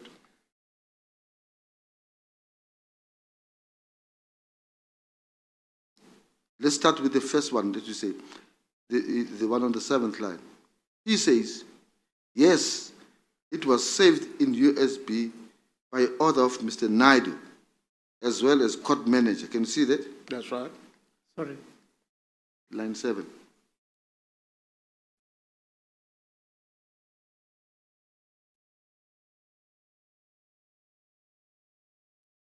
Are we on 868? 868, yes.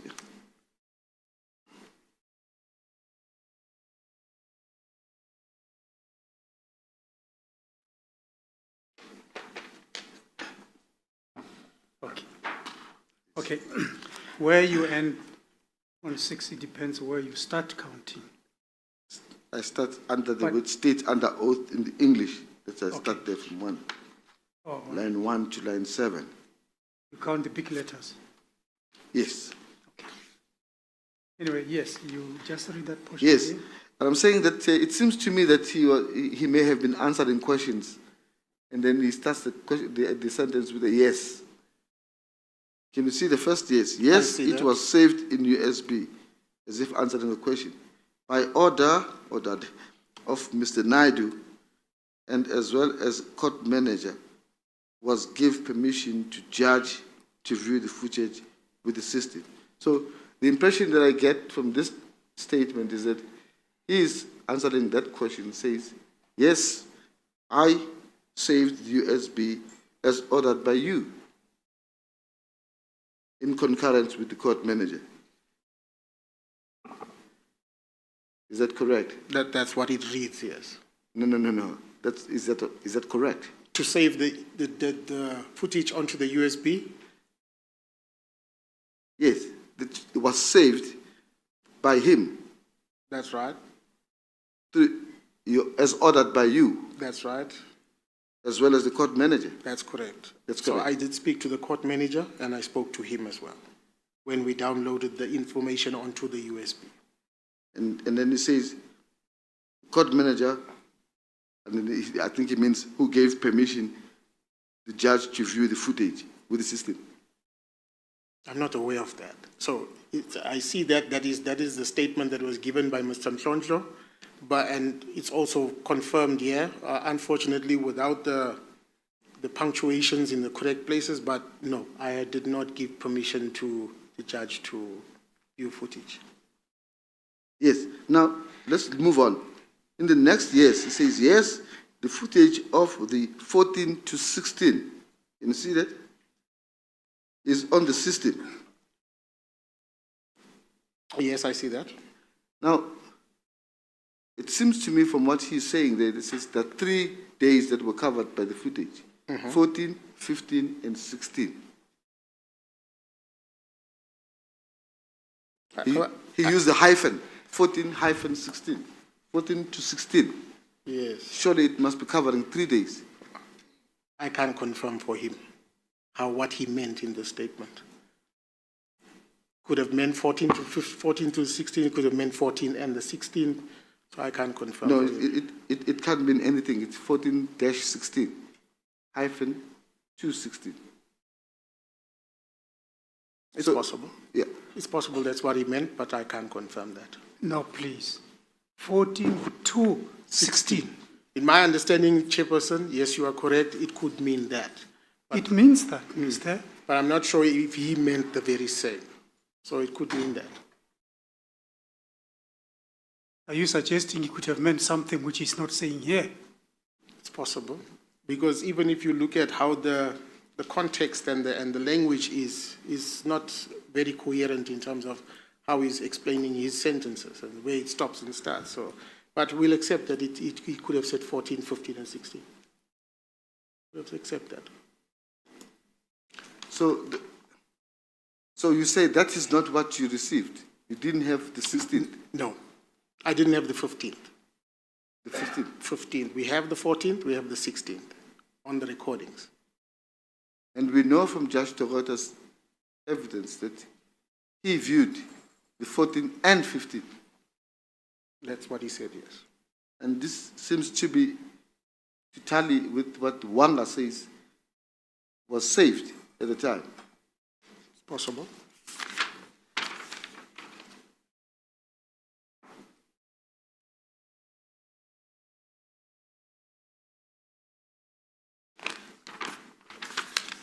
Now, you say you spoke very briefly with Mr. Wanga. That's right. Now, I have to ask you this because Wanga is ultimately responsible to you through some other person, Mabuza. Mabuza, yes. So can I get the question correct, because I don't want to build on the question when you have answered it wrongly. All right. The question is, Mr. Wanga is ultimately responsible to you through Mr. Mabuza? Not necessarily. Mr. Wanga is a contracted official. He was a contracted official. So in other words, he's basically has his own, he's got his line of functioning with his private company or the company that he works for, but under Mr. Mabuza's supervision. Mabuza is working for who? Mr. Mabuza works for the Office of the Chief Justice, or worked back then. Now, the information that Wanga relayed, which ultimately filtered to you, That's correct. came through Mr. Mabuza?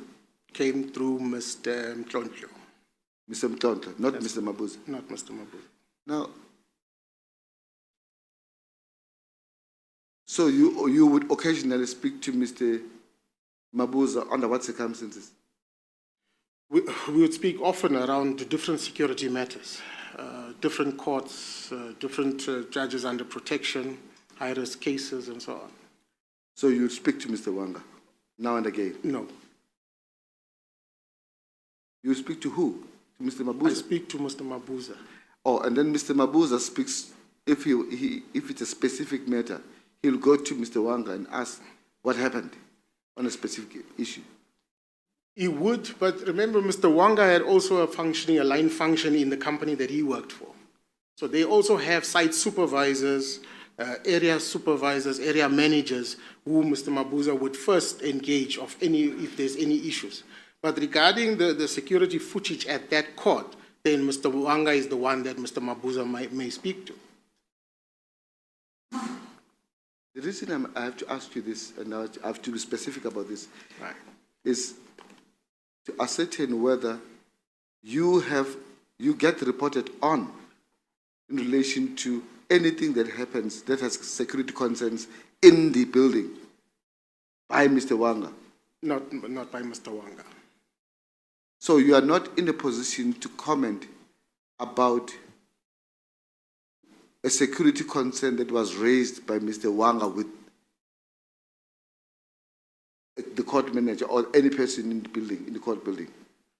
No. So like I said, there's line functions in the court building. So if I could explain in this way, the Eastern Cape Division has 4 superior courts spaced out throughout the province.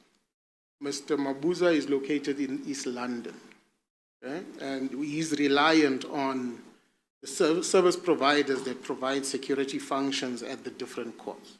So at some places, we might have our own in-house security officers that work for the OCJ, and they work inside those control rooms. So that people will have a direct line function to us. But in the case of Mr. Wanga, he worked for an outsourced service provider. In other words, he had a line function within his company, and then he also had the line function, which is the court manager, and then also through Mr. Mabuza.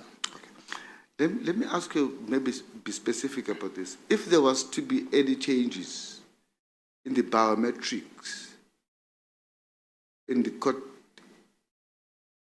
building, Right. would you be informed of that?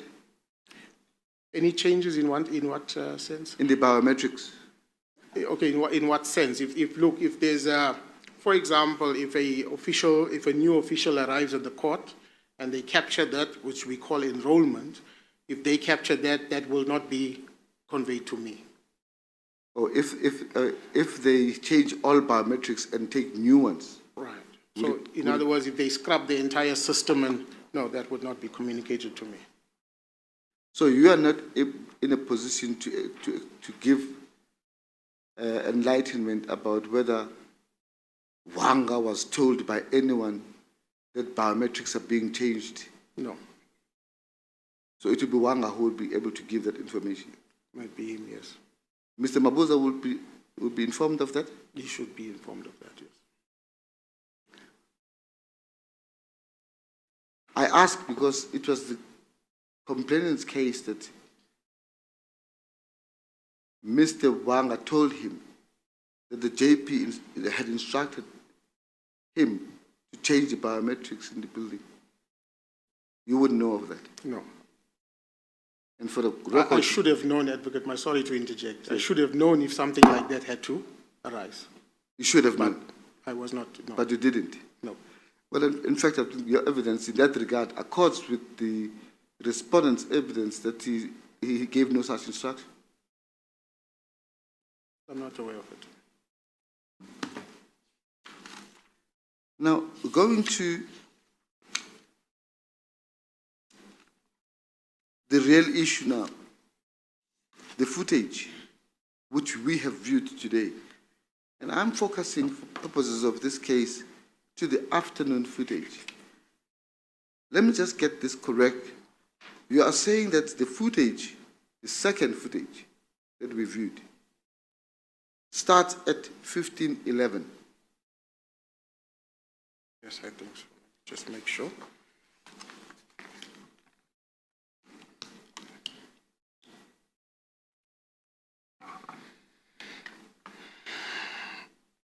At 15:11 and 47 seconds. Okay, please just leave the seconds out of the question for now.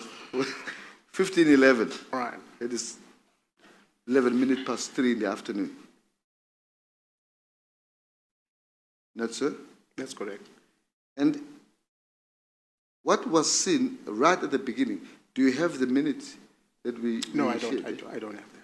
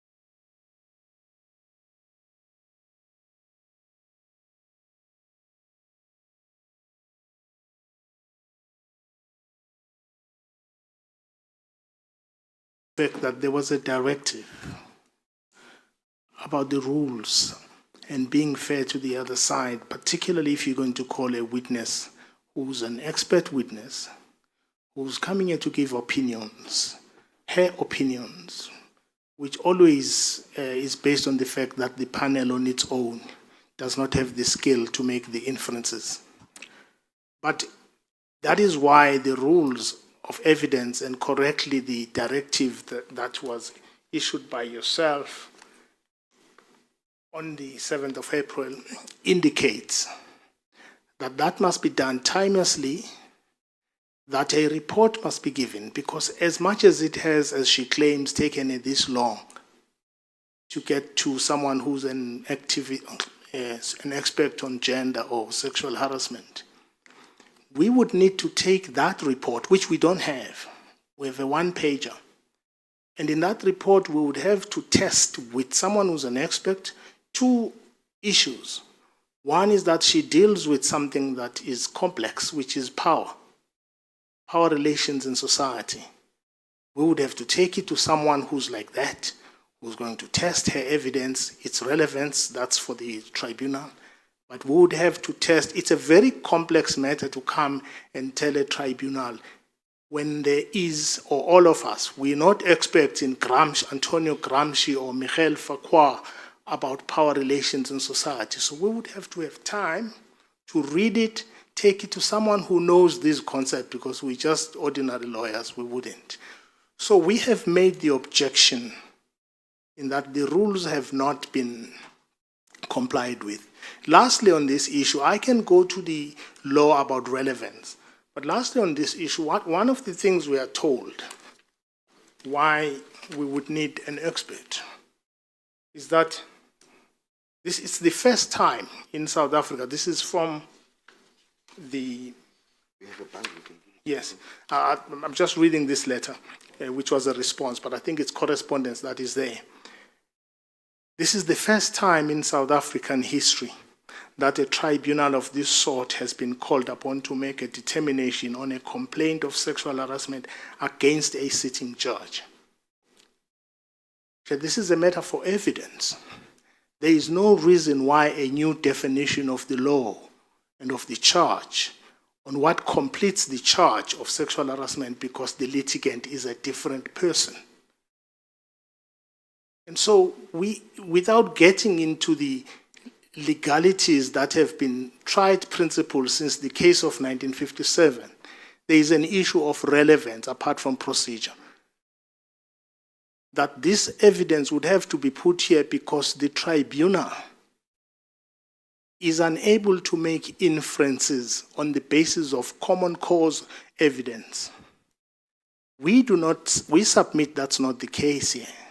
We submit it's not even justice to say the definition upon which you are called to determine on the basis of evidence would have to change if the respondent is a sitting judge. In all sexual harassment cases, by the way, they are there because there has been unequal power relations at workplace. So there is no need for this evidence. But also we've not been served with sufficient time. And lastly, Chair, and if we must go to the law about it, the cases, we can, is that on our side, Chair, I'm ready to call the Judge President tomorrow morning to give his side of the story. And we submit that just on the basis of procedure and not complying with the rules, it would be unjust at this late stage if all is... The delay has been so long that this idea, even if it were correct, that this is the first time in the history of this country, if that's relevant, even if that were correct, well, this case was about the Judge President since it started. So we don't know, we've not just discovered that it relates to the JP. We knew right at the beginning. As to the split between the evidence leader and the representative of the complainant, I have nothing to add. But I would suggest on both procedure and relevance, and if the cases must be cited about relevance and whether this tribunal will be incapable on basis of the evidence, Would they lack the skill to draw the necessary inferences? Because you cannot call an expert if the expert's coming here is, as in that case they call supererogatory, means beyond what would be necessary. You don't lack the skills. And we can't have a witness who's coming here to tell us about her views on Fakwa, on power, and the universe. It must be because this tribunal is incapable without her skill to make the necessary inferences. On those bases, particularly on the procedure and the delay, it is our submission that this witness comes too late for this process, and it's unfair. This process must be fair to both complainant and respondent. And on that basis, it would be unjust to call a witness who's an expert and delay. Even the delay is unjust. So we have to deal and redeem the time that we have. And in conclusion, Chair, the Judge President Mbenenge is ready to present his evidence tomorrow morning, or as soon as we finish this, we get your ruling. Thank you, Chair.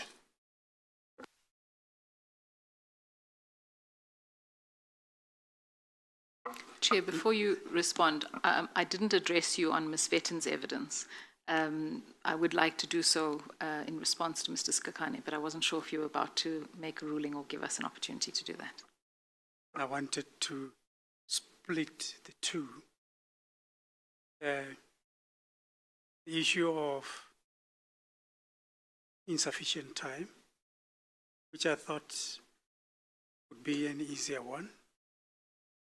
And then it would appear as though Mr. Skakane is now raising a substantive objection against the leading of her evidence anyway, which is a different thing, on which we haven't had you.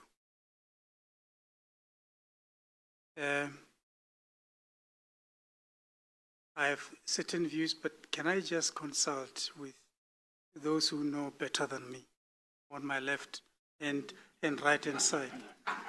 Chair, can I just make a point? And you will recall that I was responding to a substantive issue that it's in the interest of justice. If I must address you on the law, on the case law on this issue, I haven't. I left it because it would be a waste of time if I do that. But if I'm permitted, I'm saying this because my learned friend says on the substance she wants to respond.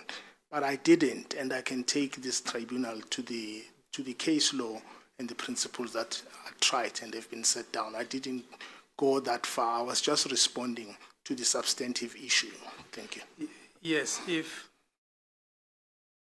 as I say, if we have got to deal with both, you have to guide us. If we are going to deal only with the issue of whether or not sufficient time should be given for you to deal with a summary of Dr. Vettel's evidence. If you are going to deal with that, for example, you referred to the directive that I issued advising the parties on how to go forward. If you are going to deal with that, it's not a very difficult issue, because it is obvious that sufficient time would not have been given to the respondent. It is obvious that that expert cannot come and testify tomorrow or even this week, because sufficient time has got to be given to you. That one admits of no debate. However, that's the one thing. However, if you want to go further and mount an objection against the leading of evidence anyway on the grounds that you referred to, that would have to be a bit more substantive, and that's when you'll have to refer us to the law and so forth. But the choice is entirely yours. Do we deal with the first one, which is easy to dispose of, or are we going further to deal with your substantive application to say the evidence should not be led? If we were to proceed with that one, she says you would need to have an answer. But at the same time, you say that you have not fired all the bullets. You say you could produce legal precedent or cases to support your case. Now you have got to guide us whether which one you choose. Thank you, Chair. Chair, as I said, I mean, I didn't take you to any. I was just responding because when it was stated to you that it's in the interest of justice, the evidence leader was entering the realm of the nature of the evidence and why it's important. So my suggestion is that at this point, our objection is on the preliminary point. And the ruling that we would need is the fact that we object to its lateness because it's not in compliance with the rules. And there has been sufficient time for this matter, for the evidence leader to determine that the matter is the first one in the country, if it is, and to make this decision slightly earlier than now so that no one could be prejudiced. That's all. So I would suggest, Chair, it's the first issue. And if I fired any bullet on the merit, it was in response to that. But it was a warning shot. I haven't really, I wouldn't like us to get there. Oh, sorry, I think I missed one aspect of your argument. Your argument is saying that, no, even if they were to say that they will give us more time to look at the expert's evidence, we object. We object because we say that they should have done that a long time ago. Is that the argument? Well, it's two. It's one, we would object in that fashion. But secondly, suppose the tribunal were would disinclined to agree with us on the time delay and the preliminary point. What I'm saying is that we would expand, even if she's here, to the panel, then that we would object to the need for expert evidence in these circumstances. But I'm not there yet. I was just responding to what I thought was the realm of the need for that evidence. That's all. Yeah. All right.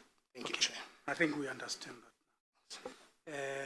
I think both counsel would respond to that. I don't know who wants to go first, but Advocate Skippers, you and Advocate Butler. Ms. Skippers is pointing at me.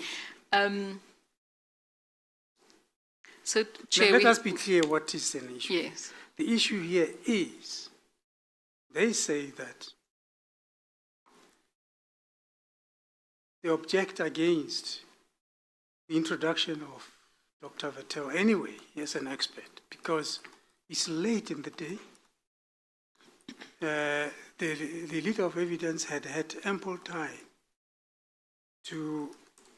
she had ample time to have considered this kind of evidence and arranged for this kind of evidence. It's now late in the day. They cannot now at this stage ask to lead this kind of evidence from this kind of an expert. Do I sum up correctly, Mr. Skakani? Yes, that is the issue. Sure. Chair, that is in fact the objection that was made in the letters sent, the correspondence sent by the respondents' attorneys on the 2nd of May. That objection was only ever about the delay. So let me address that. If one looks at what the objection is, it is an objection at its heart about prejudice. That the respondent has been prejudiced by the fact that the summary provided to us from this witness has come very late. Let me place on record that it's not just the respondent that's prejudiced, it's also the complainant that's prejudiced. We received that summary at the same time. We also have questions for that witness that we would need to prepare for. So the prejudice here is a prejudice of non-compliance with time periods. Now, there are no set time periods, we know, set down in the regulations that govern this process. But even if one imagines that a reasonable time period would be the appropriate time, we accept that it's not a reasonable time period to have provided the summary on Wednesday last week. The question then arises is how do you cure that prejudice? And our submission is If this panel is of the view that this evidence is relevant, and so we do have to talk about relevance, then it must look at how it cures that prejudice.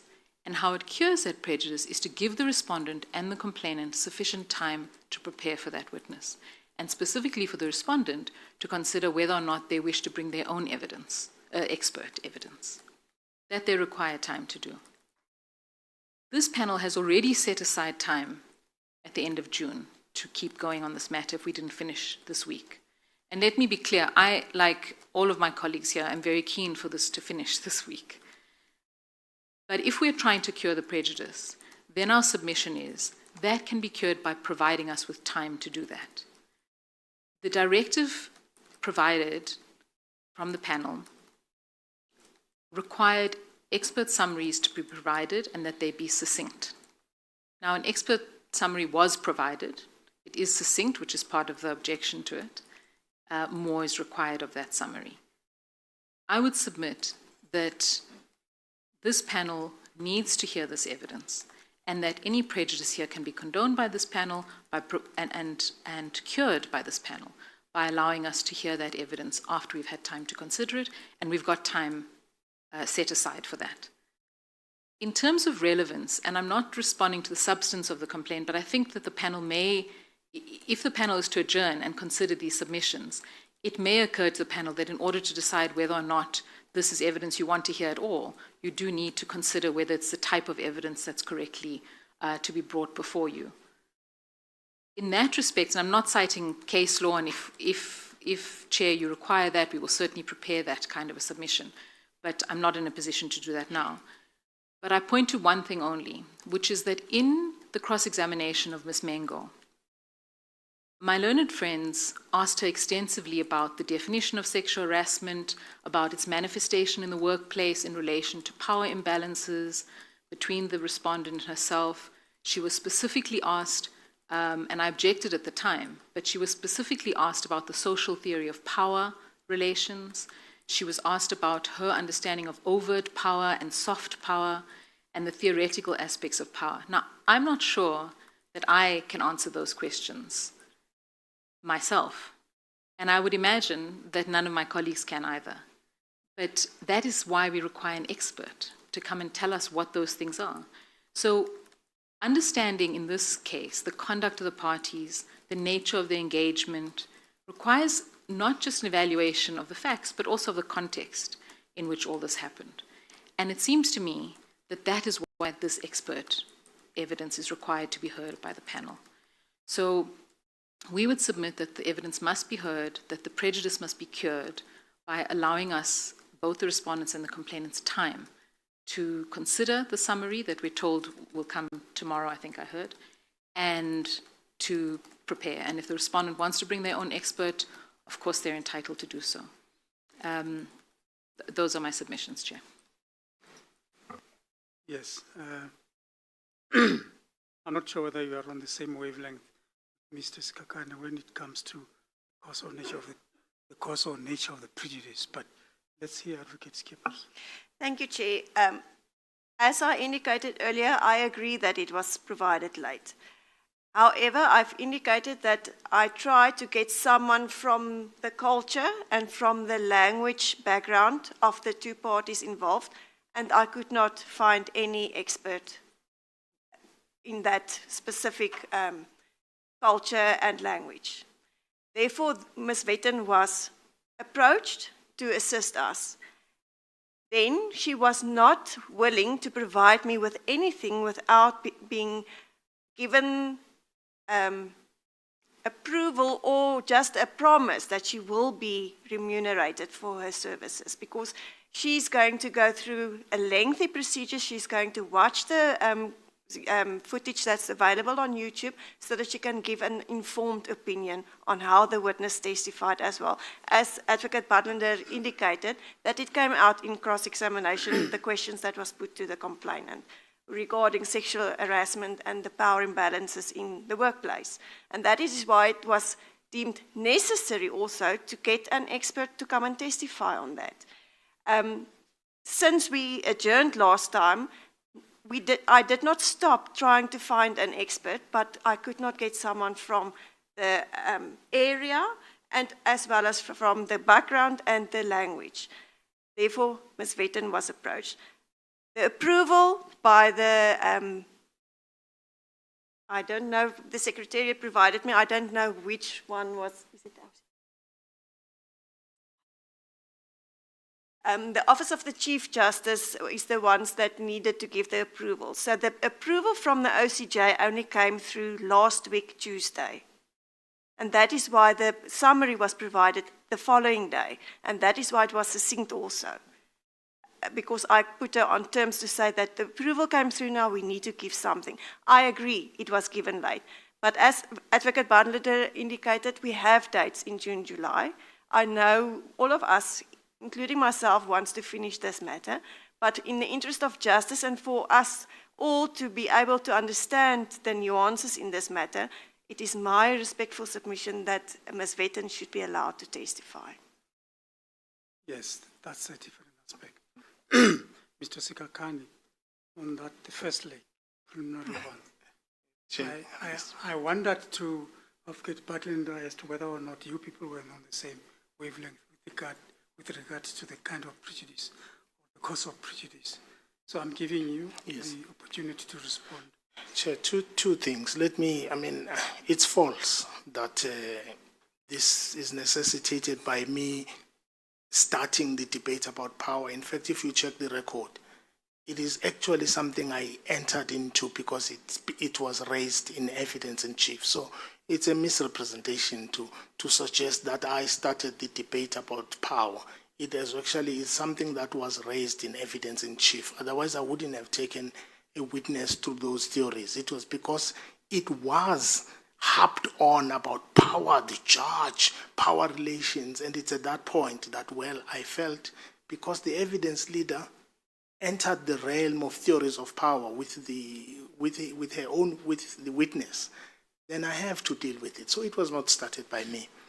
And lastly, on the preliminary points, on the prejudice, Chair, I think it's something the tribunal must consider, but I don't know about whether you get a witness who's of a particular culture and language about the subject of power and relations. She knows better about what she means by that. Let's say she's right. How long is it going to take us? It's taken her 2 years to get a witness of this sort of, and it may take long. And so the prejudice is not necessarily curable, except that we would have to accept that the possibility of these proceedings taking as long as probably half of where we've been since we started is there. But having said this, Chair, I want to close by saying, be that as it may, and if you're not inclined to take the view we take, we are ready to start tomorrow. And if the panel wants to consider which decision to make, we are fine with that because it's a difficult issue maybe. But we would object because it's late, and the prejudice in my view is that already halfway through this case we are running, we are presented with the possibility of an expert with no report to read on a subject, as they say it's complex. So, Chair, we would prefer to use this time of this tribunal to call our witness while we're mulling over who would be prejudiced more. I do emphasize that the proceedings of this nature I know are difficult because everyone is walking on eggshells. But the process must be fair to both the complainant and the respondent. And we believe that this delay, this presentation of evidence really towards the end of an expert is unfair, even if my client is a man, is a respondent who must respond. I think it's unfair. And nothing will cure it. But if time is not an issue, well, the only way that will cure it is that we must be prepared for a longer delay. Yes, thank you. We may give our ruling now some minutes or tomorrow morning. because there's a possibility that we may give our ruling tomorrow morning. Let us look into tomorrow. First thing I would suggest would be that when should we adjourn here without having given a ruling, no party must assume that the ruling will go the one way or the other. So go ye forth and prepare your cases for tomorrow, in case of A or in case of B.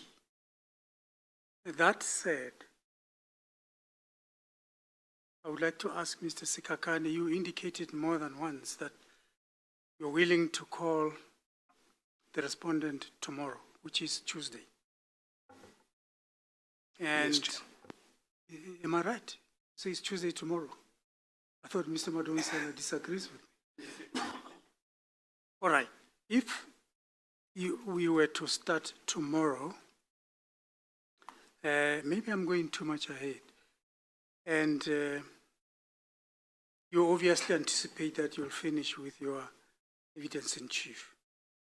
Can I indicate I would finish in one day tomorrow if I were to start, but I need to take instructions about with my client's comfort levels with that if the tribunal, it would mean she must testify and then there's a witness, an expert coming much later. I would like to be given an opportunity to take instructions from my attorneys and my client about that possibility. But ready we are, and for time, Chair, I would take tomorrow from morning and I will be finished by at most 4. Right. In the event your client has got some discomfort about testifying before the expert, would you then have some witnesses to call tomorrow other than your client? Chair, I would like to take instructions on this that one point. as Yeah, well. I wouldn't like to. Yeah, okay. I think I'll have to speak to my attorneys about who's available and what sequence would they have preferred. Thank you. So we are not under any pressure. The tribunal is not under any pressure to give its ruling now, today.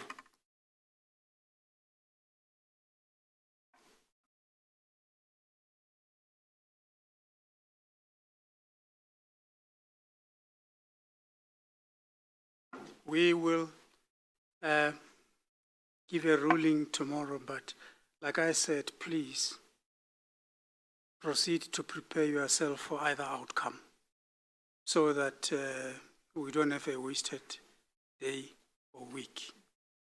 So we'll adjourn until tomorrow, 9:30. Thank you, Chair. Will that mean that Ms. Buntland then must also go and consider her position regarding witnesses? Yes. Yes, I'm happy to do that. I'll take instructions. That may add another dimension to an aspect to things. which we also said we'll look at, all of Yes. us. All right, thanks. Yes, just a minute.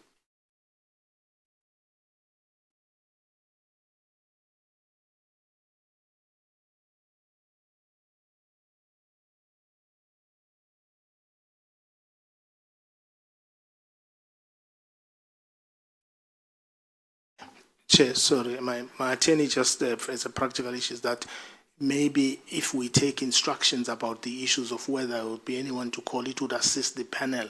Sort of when you're mulling over this issue, you know exactly as opposition, is there any other witness that would start? I would actually take instructions about that and then with my learned friends tell the panel before we leave, so that when you sort of make your own determination, at least you have a sort of full, the totality of the circumstances about witnesses. And, yes. Related to that, it has just been whispered into my ear regarding the format in which further witnesses are planned to be had, whether in person or virtual, because the office of the GSC has got to make arrangements one way or the other. Yes. Whether it's virtual, arrangements have been made.